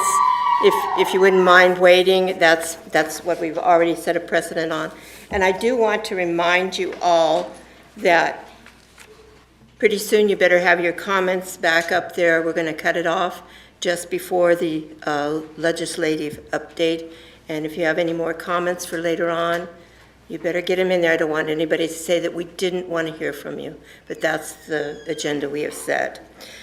So now we are on to 4.0, Superintendent's Report. And I'd like to call on our Superintendent Vela to give the superintendent report. Mr. Vela. Thank you, President Hamada. This report will be brief tonight as we do have a long agenda. First, I want to recognize that we are working with our KEA partners to come to an agreement and get our students back in school as quickly as possible. We can agree that students are the focus of what we do and the reason we're all here. Our priority as a school district has been and always will be teaching and learning. We respect and value our staff and recognize the incredible work they do. It is our goal to find a mutually agreeable solution that continues to reward our valuable teachers while managing taxpayer dollars wisely. By focusing on coming to a solution that is both fair and fiscally responsible in order to start school is in the best interest of students. I encourage you to focus on the positive areas of agreement, which are our students, our incredible staff, and our shared mission as we work to come to an agreement and start school. My vision and focus for this year is working together and continuing to build bridges by listening to every student, every voice, every day. You will hear me addressing this theme throughout the year to explore what it means, how it applies to our work, and what we plan to achieve together. Please know that I'm committed to listening to every student, every voice, every day, as we focus on our shared mission of successfully preparing all students for their futures. Thank you, and that concludes my report. Thank you, Superintendent Vela. We're on to 5.0. So get your comments in. This is it, folks. Going, gone. So I'd like to call on Director Farah to give us the legislative update. Mr. Farah, please. Thank you, President Hamada. This is also another short one because we have far more important issues to deal with. I know we have been dealing with more important issues lately, but however, I was able to meet with Ksd staff and at different levels and being able to collect legislative priorities. It is still in my hope is to make sure that I meet everyone and gather the legislative priorities for next year budget so that we can communicate better. In this Friday, I'll be meeting with Superintendent Vela and staff to discuss further. And we don't have much time because the General Assembly is September 30th and October 1st, which is really coming upon us, which is about 4 weeks now.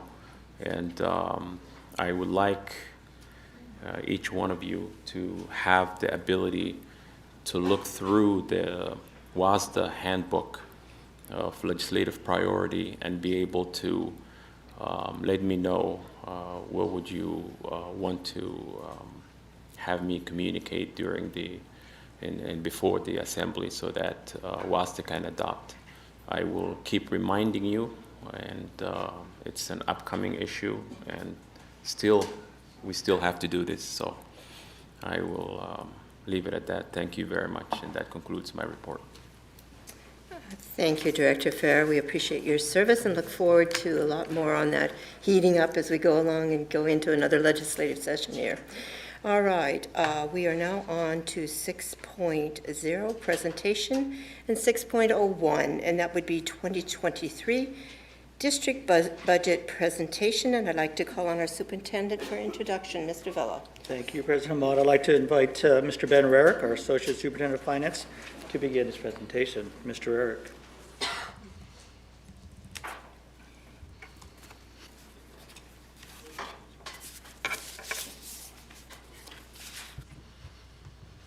Good evening, board members and members of the public. Tonight, the board is being asked to adopt the fiscal year 2023 budget in accordance with statute in a public hearing to be held prior to August 31st. This proposed adoption follows the process of having had 3 budget workshops in the spring, and then the one this evening is the 4th. This also follows the process of the district having submitted this budget to the Puget Sound Educational Service District for a technical review. So for the purposes of this presentation, it's not my intent to repeat all of the detailed content that you heard during the work session, which took well over an hour, but rather to set the stage for the hearing, which you, of course, are required to have by statute, and then answer any questions you may have in adopting this resolution. So can we take a moment to review what you have in your packets? Okay, so you should have a copy or a link actually to the F-195 budget. That's the actual technical document that goes to OSPI. You'll have, and also on pages, right around pages 4 through 9 is a very helpful kind of 4 or 5 page summary, which we went over this evening. You'll also have what we call the budget book, so that's the more kind of user-friendly chart and graph version that is intended to convey key budget facts to members of the community. And then you also have the resolution itself. I believe the resolution number is 1629.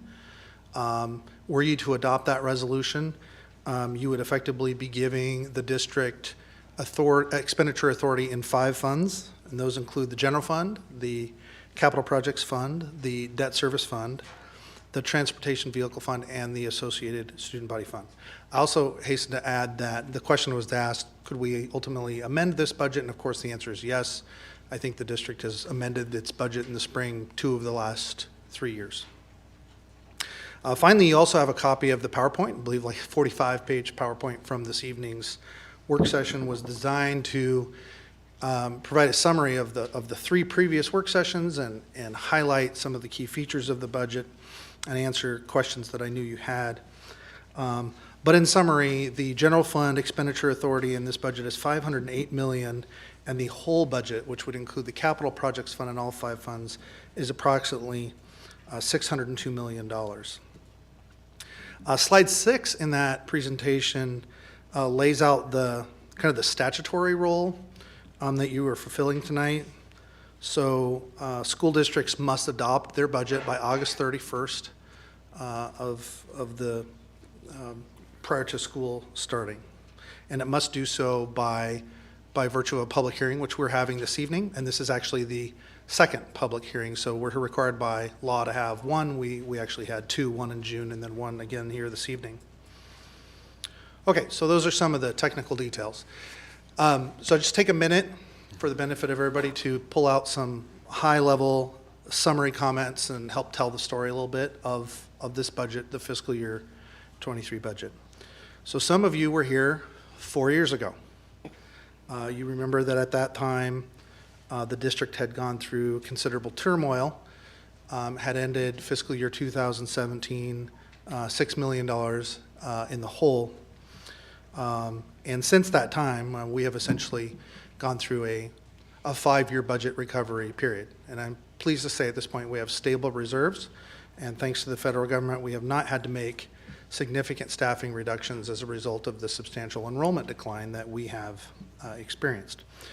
There's about, I would say, 3 key issues that underlie this budget. The first is that every school district was impacted very substantially by the pandemic, but some more than others in terms of enrollment. We've been impacted very significantly in terms of our enrollment, and as the graph showed earlier this evening, we've seen steady decline in enrollment in the last 5 years.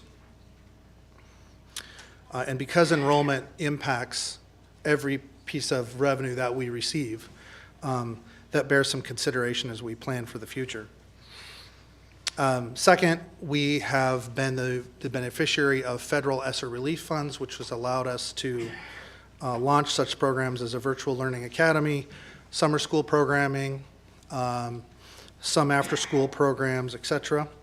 And the only thing I would say about that is, although that's had a very profound impact in our district, again, the OSPI has been very clear to us that the intent of this funding is for short-term enhancements and to not rely on that funding for long-term operational costs. And finally, as we have focused almost entirely on the general fund at this point, I will remind the board that the Capital Projects Fund is also at a critical juncture. So most of the bond proceeds that are used to fund the Capital Projects Fund are coming to maturity. So the funding cycle is coming to a close for some of those key funding metrics, which means that the district may have to go to voters in the spring with a funding measure to support revitalization of facilities here in the Kent School District. That would be perhaps in April of 2023. I know Dr. Berenger has spoken to you at great depth, but that is reflected in the capital projects budget before you. So in summary, I would say we certainly still face budget challenges, but unlike the past, I feel like we do have a long-range plan. We've been over that plan in all 4 of our budget work sessions. We have a very good beat on enrollment, and we're prepared to make adjustments based on our declining enrollment. We're prepared to make the distinction between ongoing revenues and our recurring revenues and make sure that our operational expenses are not relying on those one-time revenues. And so despite the challenges of fluctuating enrollment, I feel like we are ready for a stable fiscal year 23, and I recommend the adoption of the budget before you. Question? Discussion, sure. Is it a fair statement to say that the ESSER money only affected the general fund, not the other 4? Almost. So I think there's going to be a little bit of impact. Some of the expenses we had associated with like HVAC show up in capital, but not very much. So mostly the general fund.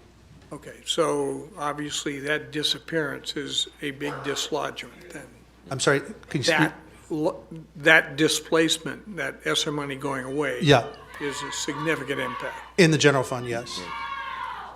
Beginning in the 24-25 school year. I have a couple of questions, if that's okay. Sure, of course. Okay. One of the questions I have is, I know that we talked a lot about the district priorities in the budget.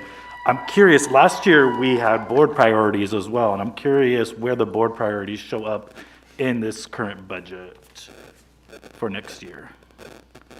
Well, I tried to go into that in some depth in our work session where we had the 6 strategic initiatives. And those are from the board discussions and surveys? And superintendent priorities. Some of them were multi-year priorities, so the one on safety and security actually has been a priority that was originally established as a result of going out to the voters for the levy, if you recall. So I would direct you to the PowerPoint in the first roughly 10 pages. One of them was the reduction of fines and fees for our students. I mean, I could go back, I don't have them all memorized, but social emotional health and the engagement of telehealth therapy services for case management with some of our community-based organizations like Communities in Schools. To go further, I'd have to pull up the PowerPoint, but. So, okay, I have another question about that. So the other thing is, I heard that there's significant investment in mental health and social emotional health, which is great. And we talked a lot about telehealth, et cetera. Are any of these services displacing any current mental health staff or counselors in our schools? Not to my knowledge, I don't think we've cut any of our mental health staff at all. And this is basically like additional supports for schools, the telehealth and all the other investments in mental health. Yes, and we have a subject matter expert if we want to get into that in great depth. But I think your basic question is, were there any staff cut as a result of those investments? No. Okay. I think this is my last question, and this might be a hot one, so you can tell me if it's not appropriate or not. Okay. But I know that there's several groups who are still bargaining their contracts, and I'm curious if the current budget allows for different strides to be made in bargaining processes and all these different labor groups that are still in that process. I see. Okay, so I would answer that as follows. I regret the sentiment that I'm hearing here that the district is anything other than deeply committed to coming to an agreement. I have personally spent pretty much every waking hour for the past couple of months on that very topic. So I guess want my you to, question. I'm going to answer. Okay, all right. Okay. But I want you to understand that. Okay. The second thing is that one of the things about the budget is that we have to be clear that the budget doesn't pre-negotiate salaries. So we're often asked, like, okay, what salary did you put in the budget? And we feel like we've left bargaining at the negotiations table we've committed to that. And so in the construction of the budget, we haven't tried to predetermine anybody's contract or anybody's salary, right? So I feel like you started by saying it's a hot question. Yes. And I feel like by answering it, I'm either directly or indirectly negotiating that salary in a way that might be perceived as against some of the parameters that I've agreed to here in the public space. I guess my real question, well, not my real, but I guess my clarifying question is that the budget that's set includes for all of our staff, our staffing costs are in their salary, benefits, et cetera, is already in that budget, right? So that part is already set, right? So I guess my question is there room in this budget if bargaining goes different ways to add to that category or that line item? I guess I'm not being specific about bargaining. Can you and ask that which last part groups. again? I'm asking, is there room in the budget if negotiations for all the bargaining groups changes to add more funds to salaries if needed or necessary? Yeah, so depending on what materializes in bargaining, the board may or may not be in the position of having to adjust the budget. That's happened before. That happened in 2018, I think it was. Because there's a predetermined number based on staffing that we kind of estimate what we think the salaries are going to be? The best way that I can say it is, when there's an agreement, so we have lots of different labor groups, right? Some of them have established contracts. And for those, we know exactly what to budget. For the others, it's a bit of a conundrum, right? Because you don't want to pre-negotiate the number. You don't want to basically say, yes, it's exactly this %, right? So we have to kind of estimate a fixed amount that's a contingency, let the process play out, and then if we feel like the budget needs to be amended to reflect the results of that, then we come back. And this is exactly what happened in 2018. I think the board ended up amending its budget in like November of that year. So there is a process for that. And so, I don't want to dominate, I'm so sorry, but the budget by law has to be adopted by the 31st, right? That is So correct. technically, if we adopt the budget, if we need to amend it during the year, we could do that. There's a process to do that. Yeah, I think in 3 of the 5 years I've been here, the board has made some amendment to the budget during the year. So yes. Okay, great. Thank you very much. Further discussion? Yeah, I just wanted to ask you, in Kent School District, we have families that require more help. And as you stated, that we have CBOs that help us in that realm. Are we reaching out to other offices to get that imbalance? Because the need is much more than we're out now given. So I'm just asking, do we have that kind of partnership with other? With our community-based organizations? Not with our community, Yeah. but also, for example, asking Kent County to provide us with more funding in terms of grants and what have you, or, you know, going back to the state and asking for, because, Yeah. you know, it is not that easy to say, we've got certain amount of students, but they require different things. For example, we have more immigrant Yes. families that require more help. Yes. So that's what I was gonna ask. Yeah.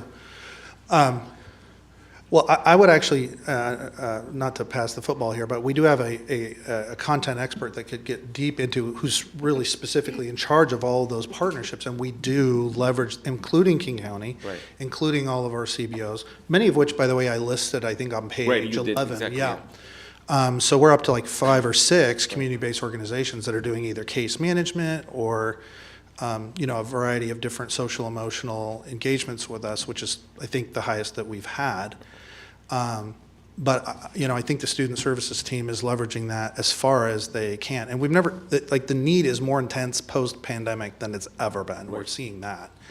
And we're trying to respond to that. And so it's been one of the places where we've put a substantial amount of ESSER funding.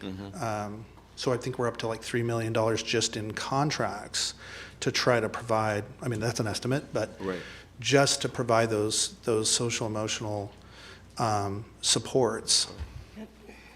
But anything further than that, I'm going to have to bring Dr. Heath up. Just to follow, when you said, because the ESSER funding is going to go away.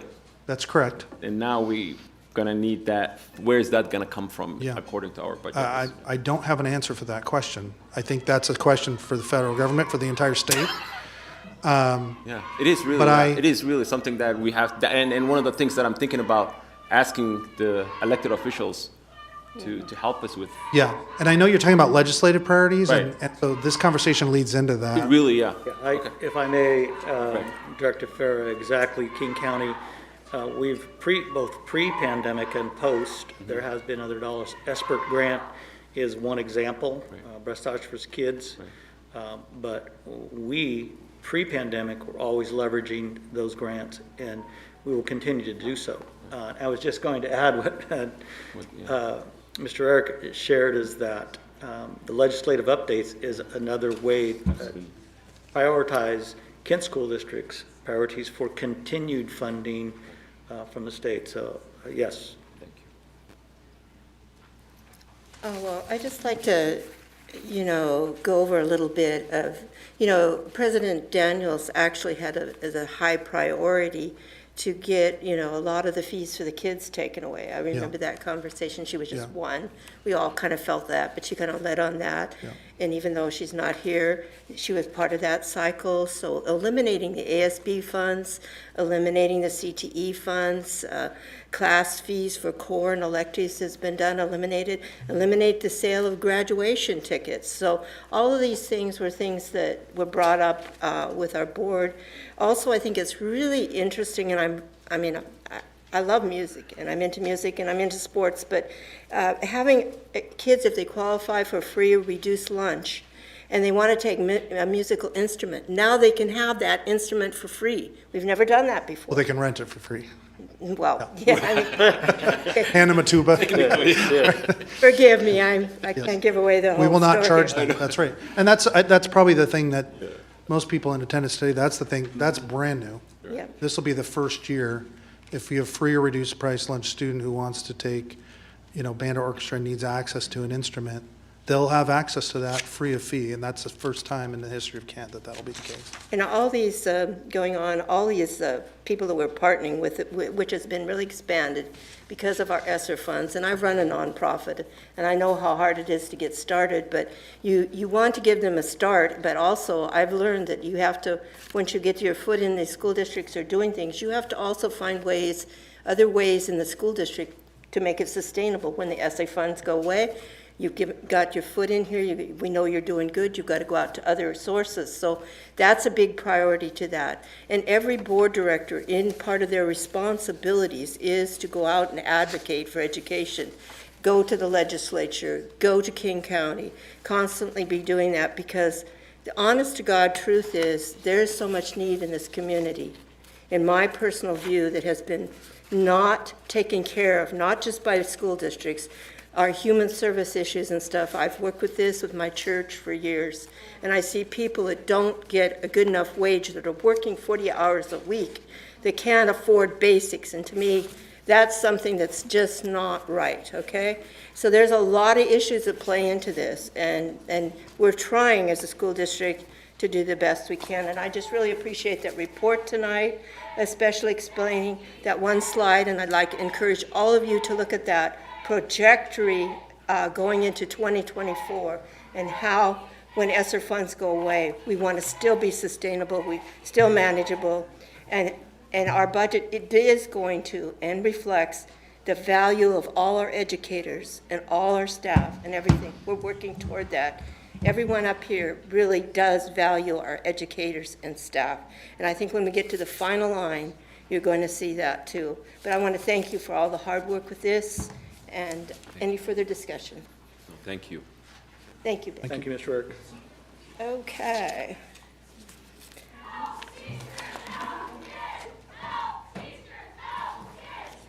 All right, before 7.1, we have some public testimony, and they have indicated they wanted to speak to 7.01.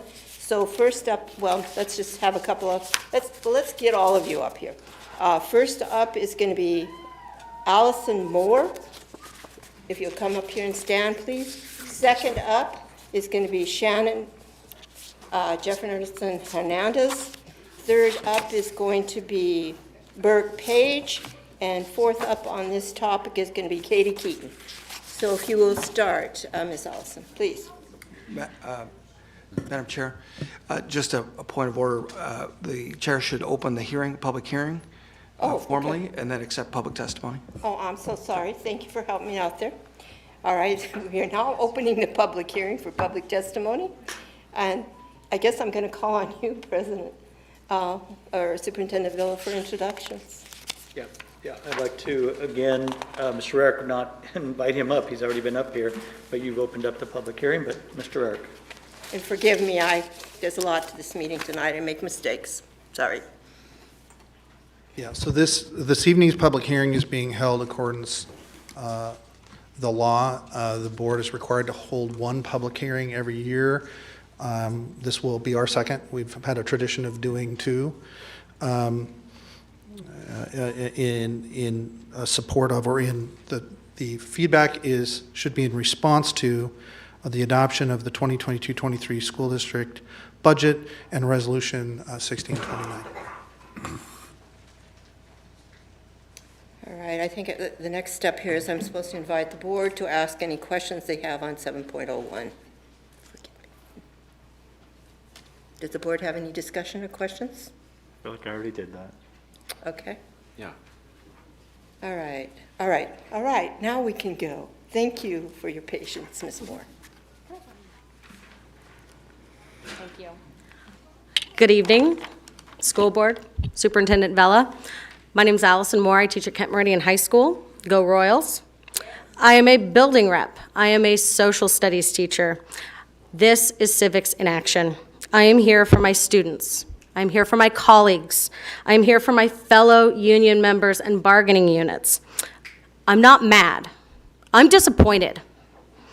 I stress deadlines in my class, and this entire process of, not starting school on time was entirely avoidable. And to address our legislative priorities, including budget, item 7.01, I want a budget that serves my students. I want a budget that fully funds and staffs schools so that we have adequate supports for our kids. We demand schools that have enough teachers, counselors, nurses, paraeducators, support staff, including our IT, who does not have a contract, our substitutes, our custodians working without a contract, our office personnel who are working without a contract, coaches who are giving up, most of them are also teachers, giving up their time with their families to work for our students. And I'm sure there's lots of others that I am not mentioning because I am very nervous, but I am no less in support of them. So they're essential to doing the work that schools do.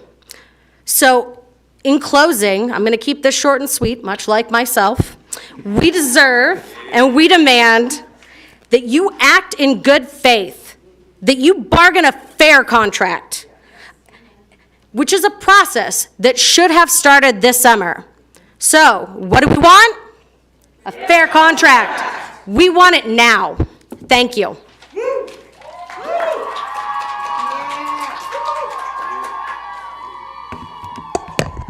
Shannon Jefferson Hernandez again, Mill Creek Middle School, mom, all that stuff.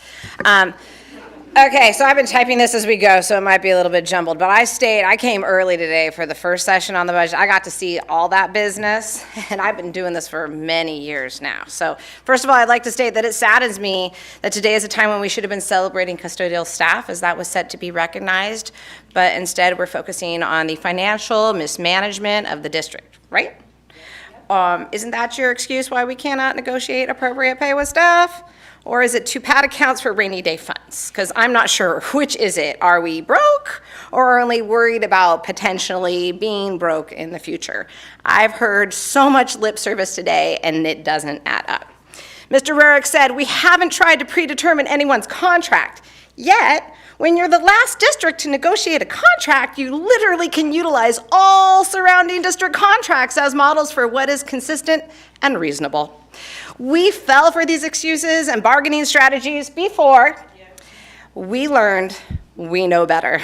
So Superintendent, your speech tonight is meaningless when you refuse to meet with union presidents. Tonight you told the board president at that earlier meeting, we stay strong together. Yet your leadership does not model that intention. So what is your real reason for failing our staff and our students? Don't tell me you care when your actions do not align with that statement. Kent School Board, you're being fed a narrative that doesn't add up. On Monday night, the KEA members witnessed a Ksd Budget Analysis by a WA professional. We saw all the same financial numbers, but we're told a very different story with their meaning. One where Ksd has projected strong funding from the state. If this board and community saw the same presentation, would this budget presentation even matter today? Stop hiding from fiscal responsibility to appropriately fund schools in Kent School District. Stop overfunding top executives and prioritize the hardworking staff who are the backbone of your district. Given the budget presentation this evening by Mr. Rarick and the despair in his concerns stating the need to use a bond to maintain the budget for 2024, and Mr. Clark's point that the corresponding levy will be up for public vote, I ask you, how do you plan to regain the trust of voting taxpayers in order to pass those items after the current mess we are in? I find this to be idealistic at best. I can't imagine any reasonable taxpayer will vote in support of us when we have ignored the public, the families, and the staff for years, especially now. When your school board president consistently argues with the community in an effort to protect you, why would those people vote to pay their dollars towards your levy and bond? How will they trust KSD with their money after the current superintendent received a 27% raise, which his representatives negotiated, yet refuses to support negotiations with bargaining teams for an appropriate COLA, already funded by the state, with a staff who is encouraged to acquire master's degrees and beyond? How can they trust you when you overhire and pay top executives, even one who no longer lives within the state? We are a joke. How can they trust you when you over-rely on high-paid outside consultants to clean up district messes, typically manageable by a qualified superintendent? Why are we wasting time discussing an unrealistic pipe dream of a budget, a dream project of bonds and levies, when you should be focusing efforts on rebuilding the integrity and foundation of the district while you have ESSER funds to show your good faith and accountability as evidence for being able to change fiscal course? It is time this board and district pivot for what is right, properly manage your schools, and quit blaming it on budgets. Focus on investing in schools to attract students who gave up on us to return. Stop relying on bonds and utilize the ESSER funds available to you. It is an old excuse, and we are done believing in it.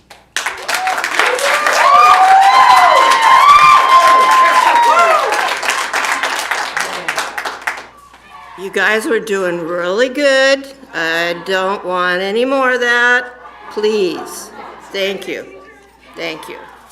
We're trying to be fair as we can tonight. There's a lot of motions on the table. No, we're not going to do that. Thank you. Ms. Burke? Ms. Burke? Yes. Hello, my name is Paige Burke. I am a human with human emotions and reactions. I am a 6th grade teacher at Meridian Elementary, where our current superintendent used to be the principal. I am not someone that normally speaks out. This is my first time speaking at a board meeting. That really shows how much passion I have to be able to support my fellow members. Being in the Kent School District has been my first introduction to public school. I went through private school all throughout my schooling. I've had the amazing opportunity to become part of a union for the first time and have been a union rep at my building for 5 years. I've loved being able to stand up for my members and serve as a union rep. When I joined the union, I never expected to have district leadership that has so little regard for the needs of its employees and students. I'm here to tell you why I believe that we deserve more than what is being given to us. We have worked our tails off these last few years. I sat in a room with 30 6th graders, overloaded, no air conditioning in a tiny room. I taught in the gym with 38 6th graders when nobody else wanted to come back to the building for hybrid. These working conditions are not okay. It's too many kids. I can't possibly meet the needs of all of these kids when I have so many in my room. Already I have staff members in my building who have overloads on their rosters before the school year has even started, and we know that we just get more and more kids as the year goes on. We deserve to have livable compensation. We deserve to have caseloads that allow for proper time to be spent on each child. We deserve to have completely staffed schools and people there to meet the mental health needs of our students. We deserve to be respected. We deserve to feel safe. We deserve to have leadership that is honest with us and with the community. We deserve to have a district budget that spreads the money to the places that benefits the students.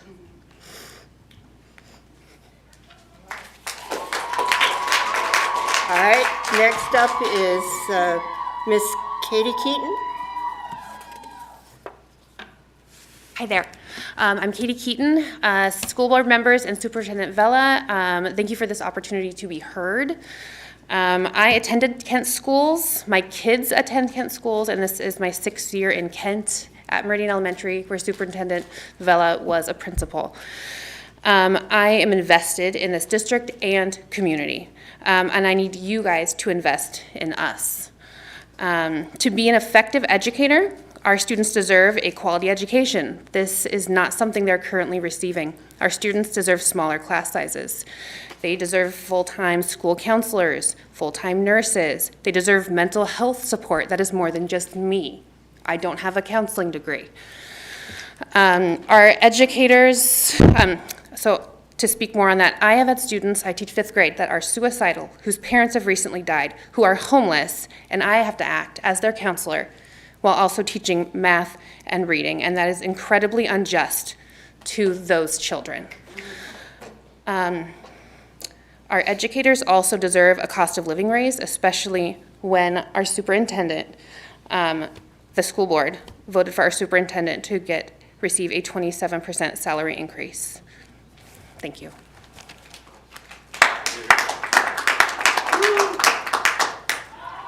All right, that concludes our public testimony. And we are now on to 8.0, Board of Directors Discussion and Approval. And 8.01 is the resolution number 1629, 2022-2023 District Budget Adoption. I'll entertain a motion. Move to approve 801, resolution number 1629. Second. Discussion. I feel better about this budget knowing that we can amend it later on once our labor groups negotiate their contracts. So now that I know that there's that process we can do, I feel better about adopting the budget. Further discussion. Just to recall, Superintendent Vela, we approved a number of contracts for additional emotional support services. Could you give us a snapshot of that? Yeah, absolutely. So a couple things I'd like the board to also know, in addition to ESPERT, and we have many of our community-based partners like King Youth and Family Services. We also have Valley Cities. We have a number of others that have been increasing their support of difficult-to-hire mental health specialists. So that is a need across the board, so we continue to, so those are just a few, Director Clark. Further discussion?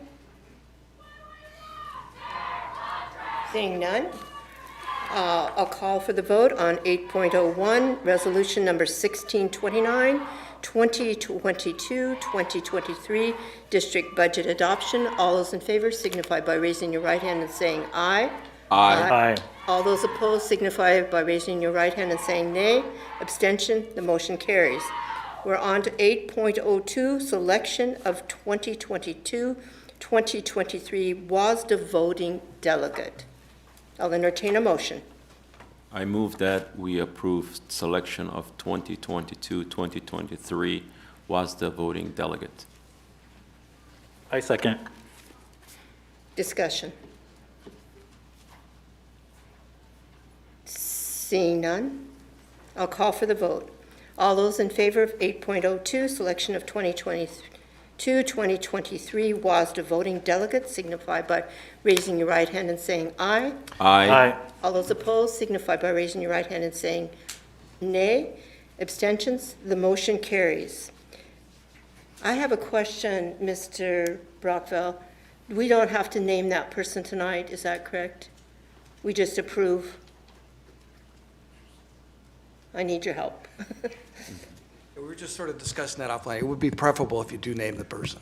Okay, so, all right, I'll entertain a motion to, I move to well, wait a amend- minute, we gotta add that. We have to amend the motion. Can you help us how we get this done right now that, Certainly, you could just have a new motion that clarifies. So you move to clarify the appointment, and that person would be. right, but do we have to add that to the agenda that we already approved? You don't need to add it for the agenda. It's Okay. an ad hoc item. It's Okay, fine. It's a regular that was meeting. my question. Yeah, okay. Some of this stuff is a little beyond me, I'm just trying to do it right. All right, I'll entertain a motion on the specifics of who we were going to have for a legislative. Move to name Director Farah as that delegate. I second it. Discussion. I'm looking forward to voting for this because he's going to do a great job. He's taken this on. It's new to him, but he's going to give it his best shot. And I'm going to be there listening and watching as I was last year to learn more. So we're all here to support you. So any further discussion? All right, I'll call for a vote on 8.02. Well, actually, it's an additional vote specifying that Director Farah will be our representative with the 2023 WASDA voting delegate. All those in favor signify by raising your right hand and saying aye. Aye. All those opposed signify by raising your right hand and saying nay. Abstentions, the motion carries. All right, so we're on to 8.03, initiation of lawsuit against JUL, Jewel. I'll entertain a motion. I move that we approve 8.03, initiation of lawsuit against Jewel. Second. Discussion. Well, for the sake of the audience, we need. Yeah, we should explain that. Right, yeah. It would be good. And here comes the lawyer. Yeah, I'd like to invite our legal counsel, Mr. Bob Brockvogel, who has actually been working extensively, as you know. So, Mr. Brockvogel. Thank you, Superintendent Vela. Members of the board, we were approached a while back by a local law firm who is engaged in fairly large tort litigation against JUL, Jewel, on a nuisance theory to recover damages caused to school districts across the country and municipalities.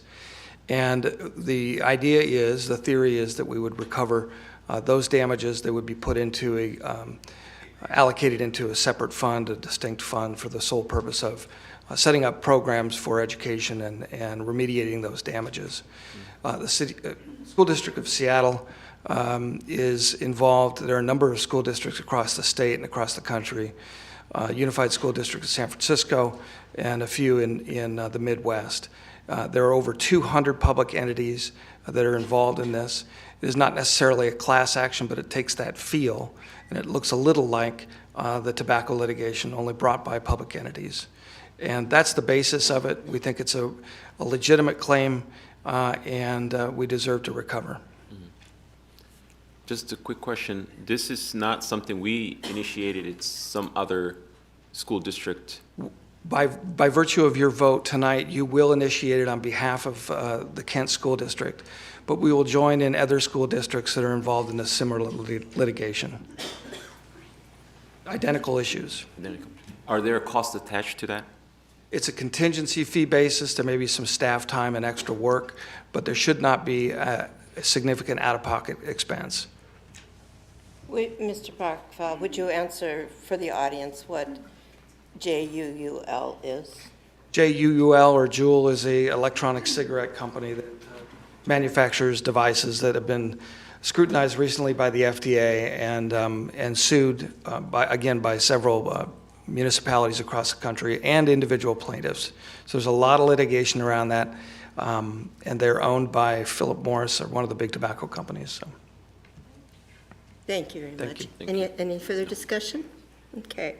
I'll call for the vote on 8.03, initiation of lawsuit against Jewel. All those in favor signify by raising your right hand and saying aye. Aye. Aye. All those opposed signify by raising your right hand and saying nay. Abstentions, the motion carries. We're on to 8.04, 2023, extension letters of school safety services liaison agreement and school resource officer agreement between the Kent Police Department and Kent School District. I'll entertain a motion. Move to approve 804, the 2022-23 extension letters of school safety services liaison agreement and school resource officer agreements between the Kent Police and the Kent School District. Second. Discussion. All right, first of all, the agreement with the Kent Police Department, by providing a resource officer, brings multiple pluses for the safety of our students and the safety of our community and the safety of our staff. You will see if you, I shouldn't say see, if you listen to testimony from principals of those schools that are being served, they absolutely agree this is a positive outcome for staff and students. The first thing, of course, is the development of personal relationships. For those of you that don't follow it, you might look at your list of coaches and find out how many of your coaches are actually police officers. So we have them in various schools. And that's because they're building relationships with the students and, of course, with staff. But the real catch here is the whole idea of policing to begin with is always dependent on the population. The police cannot begin to enforce any criminal activity without testimony, without evidence gathering, and without the support of the people being served. So building those relationships is about walking away from what often gets played up on the TV screen and is much more realistically based in terms of what the real problems are that students face. So it's a plus. And I just want to mention too, if you weren't able to tune in to our students talking about our SROs and our police officers in our schools, one of the things I thought we were, really missing, and we were supposed to do this long ago, but we did have a forum brought forward by one of our directors, Simone Hamilton. She got all the students together in leadership, and they came to our board meeting. We had a whole discussion on what the kids thought of safety officers and police officers in our school. And unfortunately, if you didn't get to listen to that, a lot of them had a lot of really good things to say about it. And, being on the fence about that, our kids are our customers, period, if you're looking at it. And if a lot of them testified or talked about, and not really testified, we just had discussions about the extra things that they had achieved from having these officers and getting to know these officers. And I encourage you to go back to YouTube and take a look at that, because I want to listen to our students. They're our customers. So I just wanted, if you didn't get a chance to see that, it was excellent. I want to do a lot more of our student forums in a lot of areas, because I think that's important. Further discussion. Yeah, I want to clarify that at our meeting, many of the students talked about forming relationships with the safety officers in our schools, and not very many said that they were very supportive of having SROs in school. I want to put that distinction there. Some students said they were fine with SROs, but what we heard from the students is the majority or large portion of the students didn't necessarily like having uniformed police in their schools. So I want to make sure that's it. And the second thing is just understanding that there are police officers who coach, but they're on a coaching contract, so they're not SROs when they're coaching. So they're not in uniform when they're doing that. So that's another thing as well. And also understanding, I looked, because I was researching this, and literally there is nothing that I have seen that says that having uniformed police in the school benefits students. There's things I see that talk about mental health and this, but police officers are not trained mental health specialists. They are not. That's not their trained jobs. What we need is to put funds into, which we have through ESSER, but we can do more, for more mental health specialists and mental health supports in our schools for our students. I don't think they need uniformed police. I think that police officers can do their jobs outside of schools. If we need them, we can call them. They can come to the buildings if there's an emergency or safety needs. But ultimately, our safety officers in our buildings do great jobs, and I don't think we need the uniformed police. I don't think we need to have this contract with Kent Police Department. Director Clark? I'll offer a different opinion of that. When I was teaching at Kent Ridge High School, having them into our classrooms, among other things, helps to establish them as real people. And the bottom line in terms of that student's safety is their ability to feel free to talk to a police officer, because we all know that kids bring things in terms of their troubled lives from other places. They come from apartment buildings, they come from homes that are in unsafe areas, and the ability to even begin a discussion about what they might do is based on, do they have a relationship they can work with? Further discussion? Out of courtesy, let's hear from Director Farah, please. Please. Please. Thank you. Director Farah. I know this is a very touchy subject, and as a person of color, I know how it feels to be around a police officer. And most of our students who came here that day, I heard it, they were okay to have a police officer at the schools. Now, to speak further on that issue, kids of color, especially Kent School District, which is about more than 70% kids of color, may have an issue with having a police officer around, because that is a historical thing that has happened.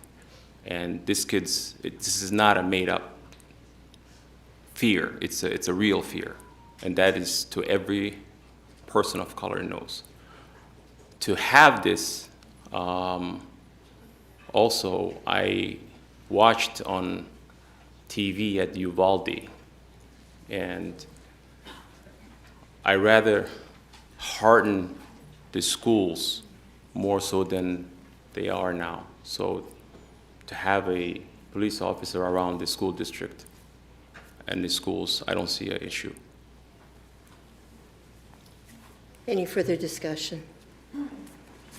All right, I'll call for the vote on 8.04, forgive me. 2023 Extension Letter of School Safety Services Liaison Agreement and School Resource Officer Agreement between the Kent Police Department and the Kent School District. All those in favor signify by raising their right hand and saying aye. Aye. Aye. Those opposed signify by raising their right hand and saying nay. Nay. Abstentions. The motion carries. All right, we're on to 9.0, informal informational. The purpose of the informational section is to inform the board. These items do not require action or discussion. Engagement, or 9.01, engagement of strategic leadership consultant. Who was going to speak to that? I can do that. Okay. Superintendent Fellow. Not needed, but I can. As your board recalls, last year, one of the priority initiatives was our Moss Adams HR review. And one of the things Dr. Laranine supported our district with, among others, was that process. For next year, as you know, in hearing the report with recommendations, we are embarking upon an implementation plan, and the support will continue. That started, among other things, working with our HR team. All right, so moving right along. All right, we're on to our consent agenda.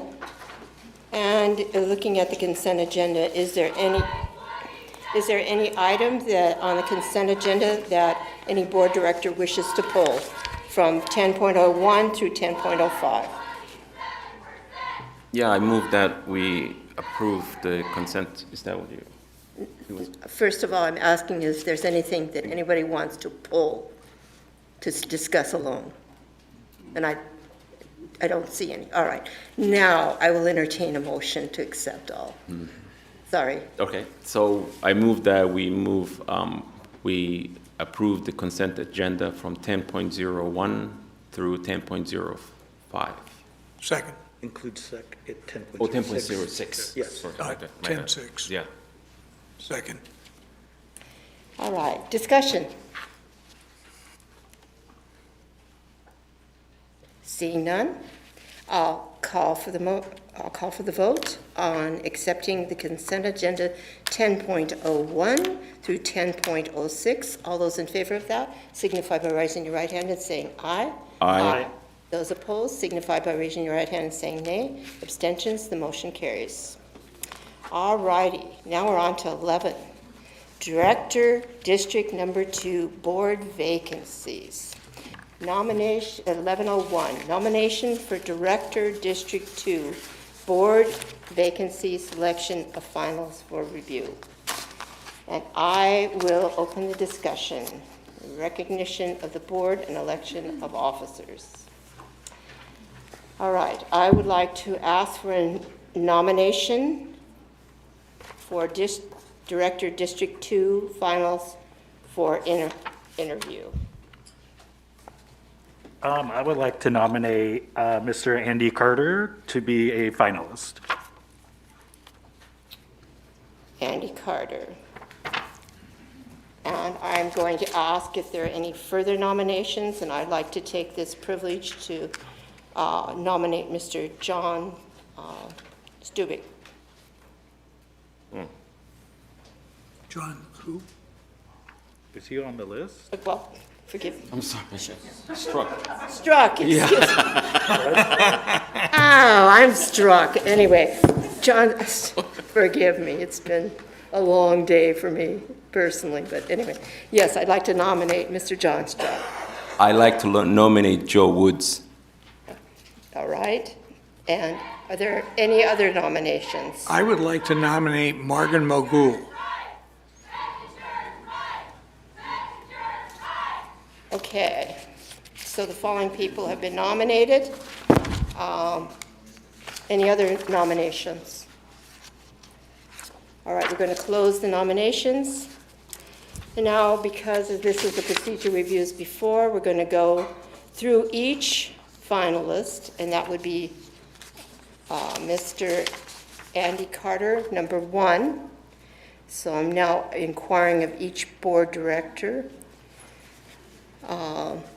Joe, what is your vote on finalist number 1? Aye. Tim, what is your vote on finalist number 1? Aye. Wally, what is your vote for finalist number 1? Aye. And my vote is aye. Continuing on, I'm going to call for a vote for nominated finalist number 2, John Struck. Madam Chair, just one moment. The name is Fred Struck. Excuse. Just for the record. Sorry to interrupt. I am really off tonight. Thank you very much. I appreciate that. I'm very tired. It's been a very, very long day for me. All right, I would like to call,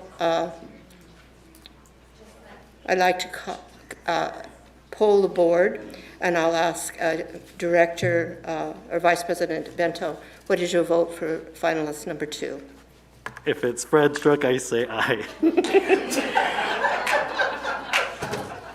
All right. Tim, what is your vote for finalist 2? Wally, what is your vote for finalist 2? Aye. And my vote is an aye. A call for the vote for nomination number 3, and let me make sure I got that right. Joe Woods. I got one right, okay. I'm calling for each individual board member on finalist number 3, Joe Woods.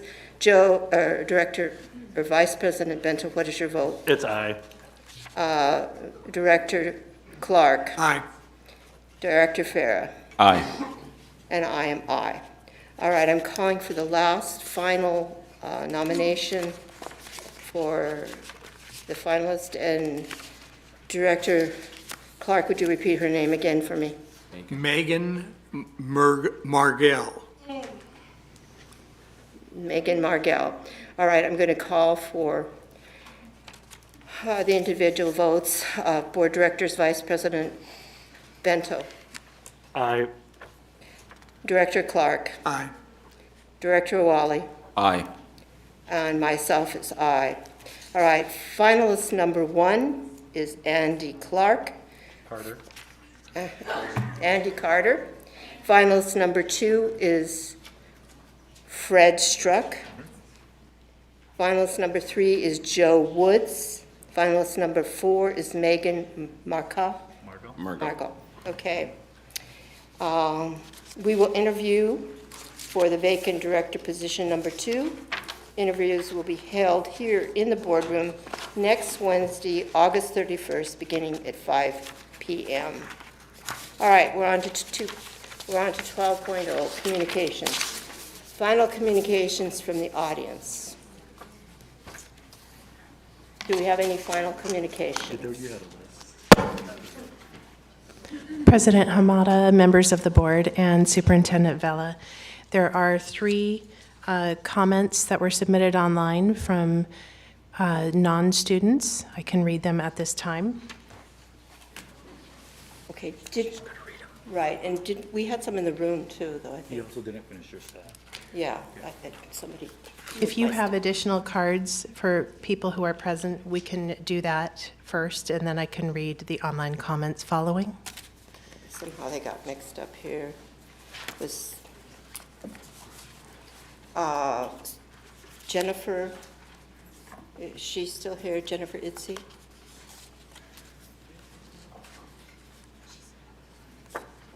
Is she in the overflow room?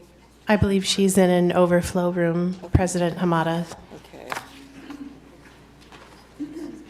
Clifford Jones. Okay, yep. I've been waiting a little while. Yes. All right, hello, my name is Jennifer Idzy.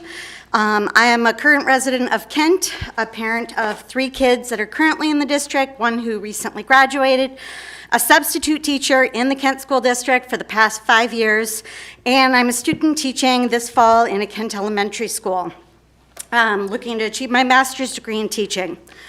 I am very concerned about the lack of the teacher's contract for the start of the school year. KSD could have started bargaining in May, and they chose not to. Stop blaming KEA and teachers for your lack of ability to realize who makes the impact on our students. I see many teachers here who have helped my students be successful. They don't know who the superintendent or the board members are, but they do know who taught them how to read, count, multiply, write, and to make them successful individuals. While the community, we are watching you right now, and we want to see what you are doing to support your teachers, your staff, who are in and out, day in and out, helping students to achieve their goals and becoming successful. I have seen you give the superintendents crazy raises, and administrators get raises, but I have not seen the board help us fight for a competitive teacher contract. The district has the money to pay teachers, labor groups, and paras better. I have observed teachers in overflow and short paras in the classroom for multiple months on end. I have observed that you're setting them up for failure in the classroom. I have seen IEP caseloads too high to be effective in meeting the needs of those students. Where is the money from the unfilled positions? I want to be able to graduate from college, which I'm doing right now, and to receive a fair and competitive salary. From my perspective, it is sad that I could make more going to another district when I have spent 5 years subbing here, and I'm putting myself through grad school while subbing full-time and having 4 children. It is sad. I live in this district. I want to be in this district. It was the teachers here that supported me, that have given me the help and have made me the person I am today. I do not feel supported by the board. I do not feel supported by administration. I do not feel appreciated or compensated fairly for what I have given you over the past 19 years here in the Kent schools. This is a shame. For the past 2 years, I have been subbing, and I have really seen all of us teachers putting in all of our planning time to help out other teachers who were out sick for that day. I worked almost full-time as a sub while doing grad school, and I've rarely ever seen a board member or administrator come help us or even listen to us in those school buildings. I want to work in a district where I live and where my children go to school.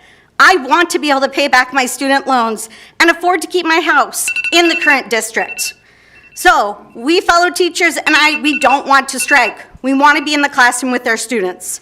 Please, please, I implore you to give us what we're entitled to and keep teachers like me who have been subbing with you for 5 years in the district where I live. Thank you.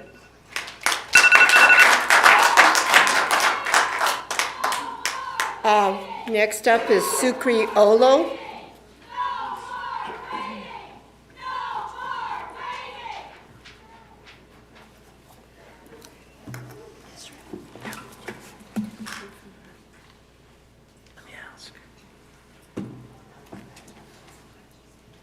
Good evening, President Hamada, members of the school board, Superintendent Vela, and community.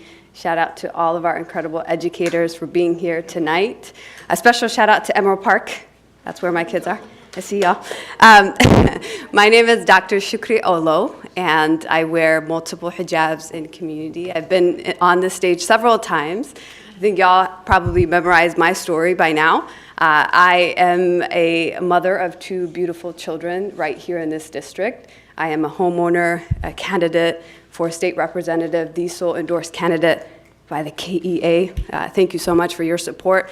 But I'm here tonight in solidarity with our educators, and I know that everything that I wanted to say was said by you all beautifully. But one of the things that I wanted to share with you is my work to support educators and to help diversify the educator workforce.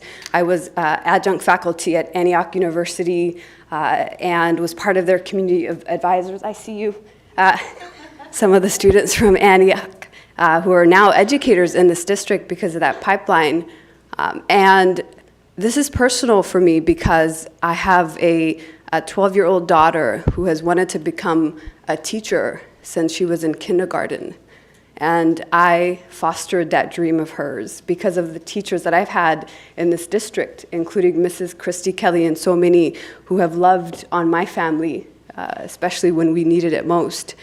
I encouraged that dream of hers. I took her to Olympia to advocate for education funding. I brought her to school board meetings. We picketed.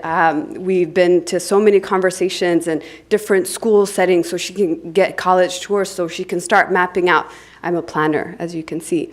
And this has been her dream since she was in kindergarten. And last night was one of the hardest moments of my life because I spent 6 years talking to my daughter about the importance of education and educators. And she wanted to become one of you.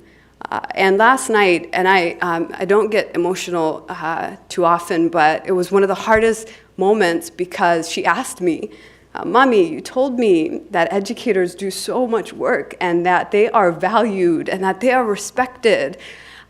What is happening? And why is this happening? And I didn't know what to say. I mean, I get that the issues are complex and this is very nuanced and budget issues and technical fixes. This is ultimately a state issue, right? Because we have not fully funded education, period. And this is baseline, what educators are asking for. But how do you explain that to a 12-year-old? I don't know what to say to her. But I know that children like mine are watching. Children who want to become educators, children who are loved by the people in this room and in the other room, they're watching.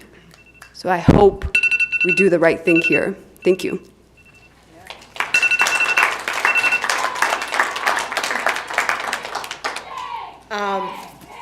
And Karen Powell. And I want to make sure, because we've got these cards a little mixed up, that I didn't miss anybody that filled out a card. She will be our last.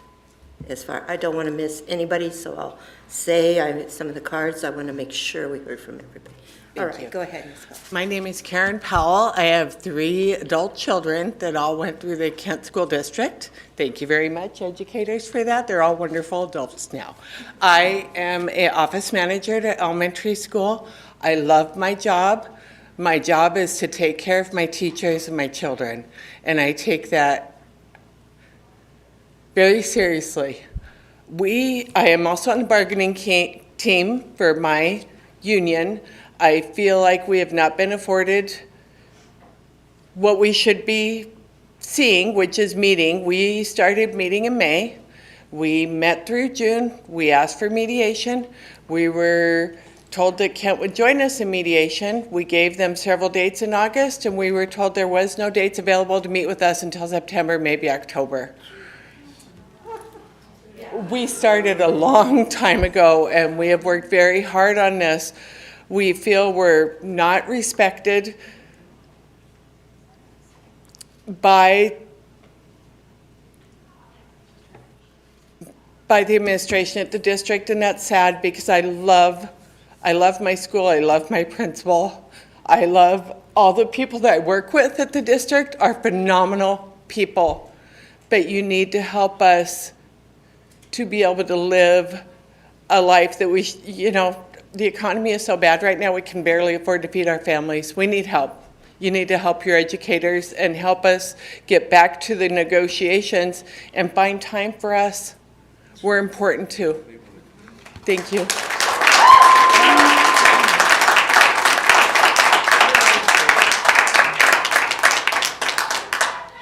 Ms. Zentilla, do we have any further comments? So there are 3 remaining comments to be read that were submitted online. Right, if you would, please. This first comment was submitted by Nolani Ragudos. I am a former student of KSD, and currently all 3 of my boys are students in the district. We live out of district now, but love our school, so I made sure to keep them there. I fully support a new contract for our teachers. I can't comprehend how the board can give a new superintendent a 27% wage increase without even proving himself first. With all issues this district has had over the last few years, it's a slap in the face to our teachers and community members. We are losing good teachers. Please do what's right and give our teachers what they deserve. I'm not saying a fair contract, I'm saying what they deserve. If we want KSD to be a thriving school district, it's only fair to do what's right.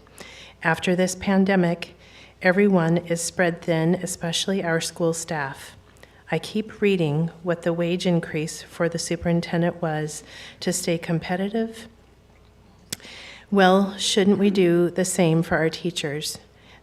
The most important positions within our school system. The ones that are in front are future leaders every single day. We want the best for our kids, so let's give them the best and show them our teachers matter and are worth it. The next comment was submitted by Nancy Tom.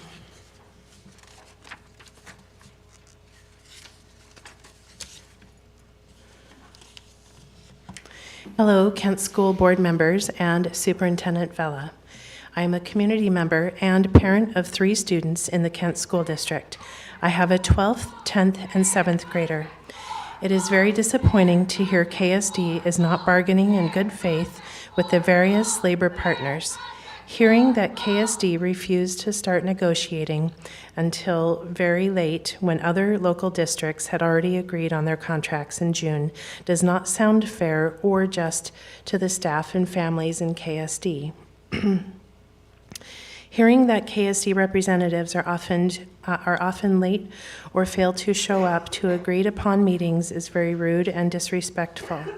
Who does this? KSD, please do better. This is not acceptable. This is not acceptable for our students, and it's not acceptable for you either. Passing out huge raises to the superintendent and too much of the administration team, all while refusing basic raises to the other labor groups, is disgusting. KSD must do better to retain and attract quality workers. How have we spent the ESSER funds we were granted? We haven't. So now is the time to stop playing around and take care of our staff. Please do the right thing and get fair contracts agreed upon so our kids can start school on time. All this game playing only hurts our students and makes our district look incompetent and unfair. The school board has 1 employee, and that is the superintendent. Please use your authority to insist he is doing the right thing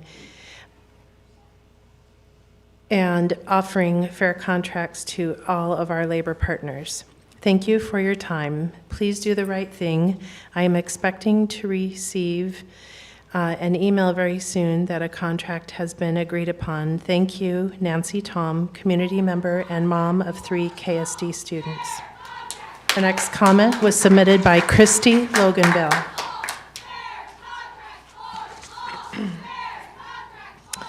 Dear KSD Board and Superintendent Vela, I am a parent of a 2nd and 7th grader in the KSD. I am very disappointed and frustrated for how poorly the board and employees have handled the negotiations with the unions.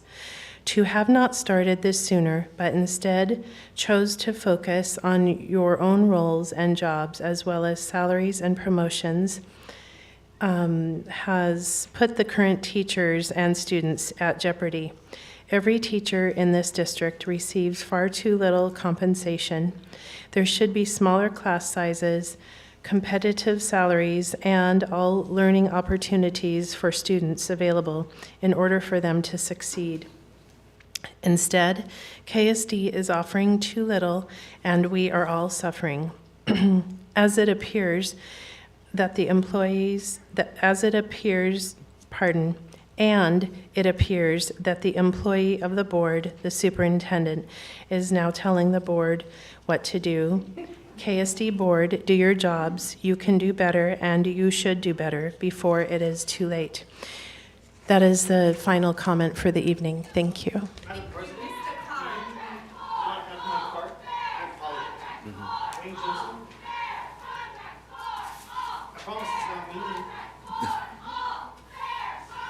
I did not receive a comment card from you, sir. Just a second. You filled one out? I did. I could have missed it. I've made a lot of mistakes tonight. I'm very tired tonight. And I know I don't need your sympathy. That is a fact.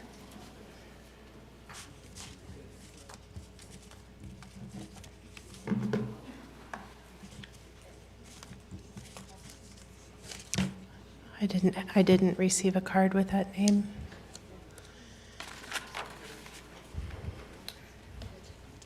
So, Mr. Jensen, our executive secretary or assistant is not seeing a card. Like I said, I don't want to keep anybody late. I'll show up at the next meeting. We want to hear him. Let him speak. It's been an interesting, Whoa. We're not carrying on dialogue. Sorry. Shall we go ahead and let him talk if we missed it? Let's, come on up. Come on up. That's it, folks. Okay?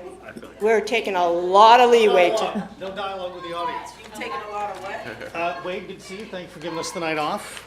Randy, it's always good to see you. Israel, Tim, good to see you again on the board. Leslie. All right, time. Here we go. I got to tell you, I saw the word competitive this week, and I'm going to give you a little bit of my background and tell you why I wanted to speak tonight. Competitive. For me, it's an ugly word. It sounds bad. It's an awful word. It smells bad. It means mediocre. Okay. God, we did the best we could. That's not a word that school districts use. During my tenure in the United States Army, I strived to be the best in the world at what I did. I have a presidential unit citation to show for that. In my career at Nordstrom's as a national investigation director, I wanted the company to be the best in the world at what I did. I innovated, developed, created a system that today is responsible for almost a dozen entrepreneurs and corporate leaders in this country. When I took up the call to leave my successful career to be a teacher, terrified. I could make a grown person cry, understand analytical data as good as anybody, yet an 8-year-old had no interest in my glare. In 2020, you made me the Kent Teacher of the Year. By the way, pause. I notice I'm not on the sign, but I have this plaque, just to mention it. I posted this past year a success rate in academic gains that should be applauded and recognized. I hope I can repeat it every year. My secret? Great-grandparents who taught me kindness and grace. Great leaders like Blake Nordstrom who taught me that every person has the potential to achieve a high level of success with a great leader, and that a leader doesn't settle for being competitive. Leadership inspires, recognizes short-term risk for long-term gains. A bold leadership strives to be the best at what they can do. To them, competitive is a word that reeks of mediocrity. So I ask all of you here, stop for a moment. Seriously, ask yourself with real honesty, do we want the best school district in the world for the children of KSD? Well, based on my past 11 years I've spent in this district, it does not strive to be anything other than competitive. To be clear, this is not open for debate. The actions since the last working stoppage clearly speak to it. And KSD's own words and actions this past week have shown that the word competitive works, Dollar signs are dollar signs, and that classroom teachers are disposable and replaceable. I implore every parent that watches and sees this to take up the cause and demand that the best in the world for what values most to you, that person you send to us, is getting the best in the world. Today is the day that KSD should make a statement for all others to see. We should be the best. We should expect to be the best, and we are willing to put those words into action. In closing, simply let's strive to be the best that others actually follow. They come to see us. We don't go to see them. They read our work. We don't read theirs. If not, there is no better way to stop the staffing shortages in Lake Washington, Bellevue, Issaquah, Renton, Highline, Federal Way, Tahoma, Auburn, Tukwila than for KSD to say, we're competitive. But the good news, there will always be a pool of competitive folks that nobody else wants but us. Thank you.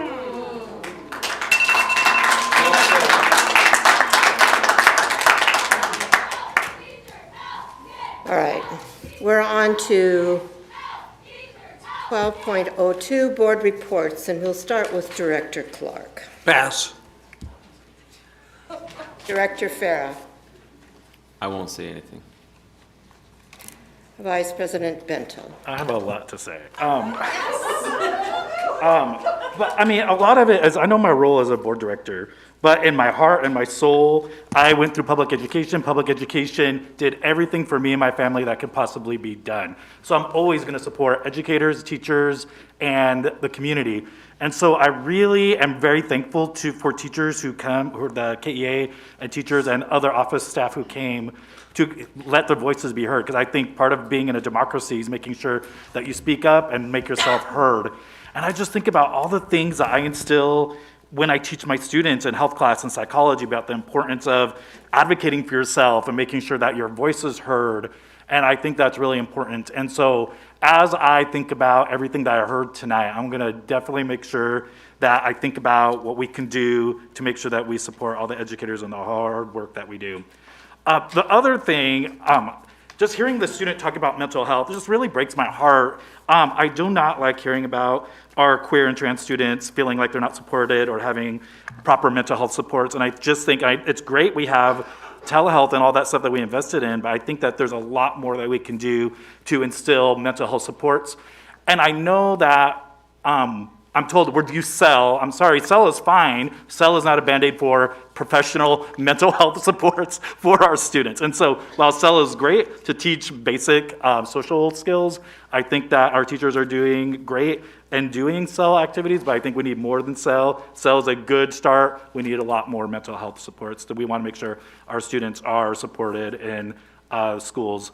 The last thing is I heard a couple of people talk about restorative practices, and I just think, again, like I've heard a lot about restorative practices and our district, and I want to see us do more with that and making sure that when we talk about restoring harm, it's not just in our classrooms with our students. I do circles with my students all the time, but we can't expect to do restorative circles and check-ins with students and not do it with educators and staff as well, because we too need circles to restore harm that has happened. And I know I've said this from the dais a few times about the importance of a lot of people were just like, okay, that was in the past, let's move forward. The problem with trauma is it's in the past and it carries with you. And so part of restorative practices is just making sure that we address harms that happened.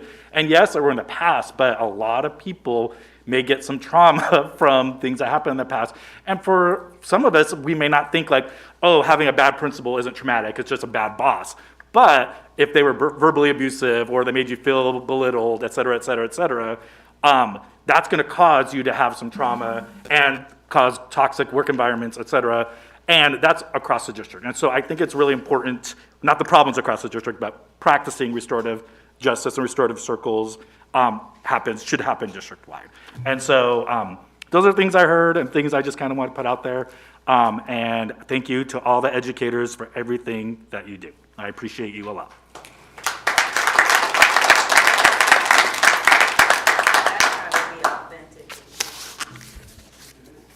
Well, first of all, I want to say that I've listened intently to all the testimony tonight and online. I've been on social media, and I've ventured out there probably not a great way to have a conversation, but it appeared that was the only way that some people wanted to hear, and they didn't like what I had to say or agree, and that's fine. I'm an advocate by nature. I've been in this building in front of the podium for many, many years, advocating on issues and for kids. That's a matter of record, so it's not just going to start tonight. I have a daughter and 2 sons, but my daughter's my youngest, and she's my educator. Been in the business for 27 years, and for the last 2 years, I've heard a young person, a young woman, who loved her job, ready to quit because she couldn't handle it anymore. I've talked her off the wall night after night, so I get it, and I do appreciate, and whether you believe it or not, respect teachers. I've been in the classrooms. I know what you face. I've worked with a lot of the kids in this community. The needs in this community are overwhelming, not just with the schools, but all the things that are going on. And I just hope some way we can find to get through this, make this right for everybody. And we do appreciate educators. We appreciate everybody on our staff. So I thank you for taking the time tonight and coming to talk to us. And that concludes our meeting at 8:44. Thank you.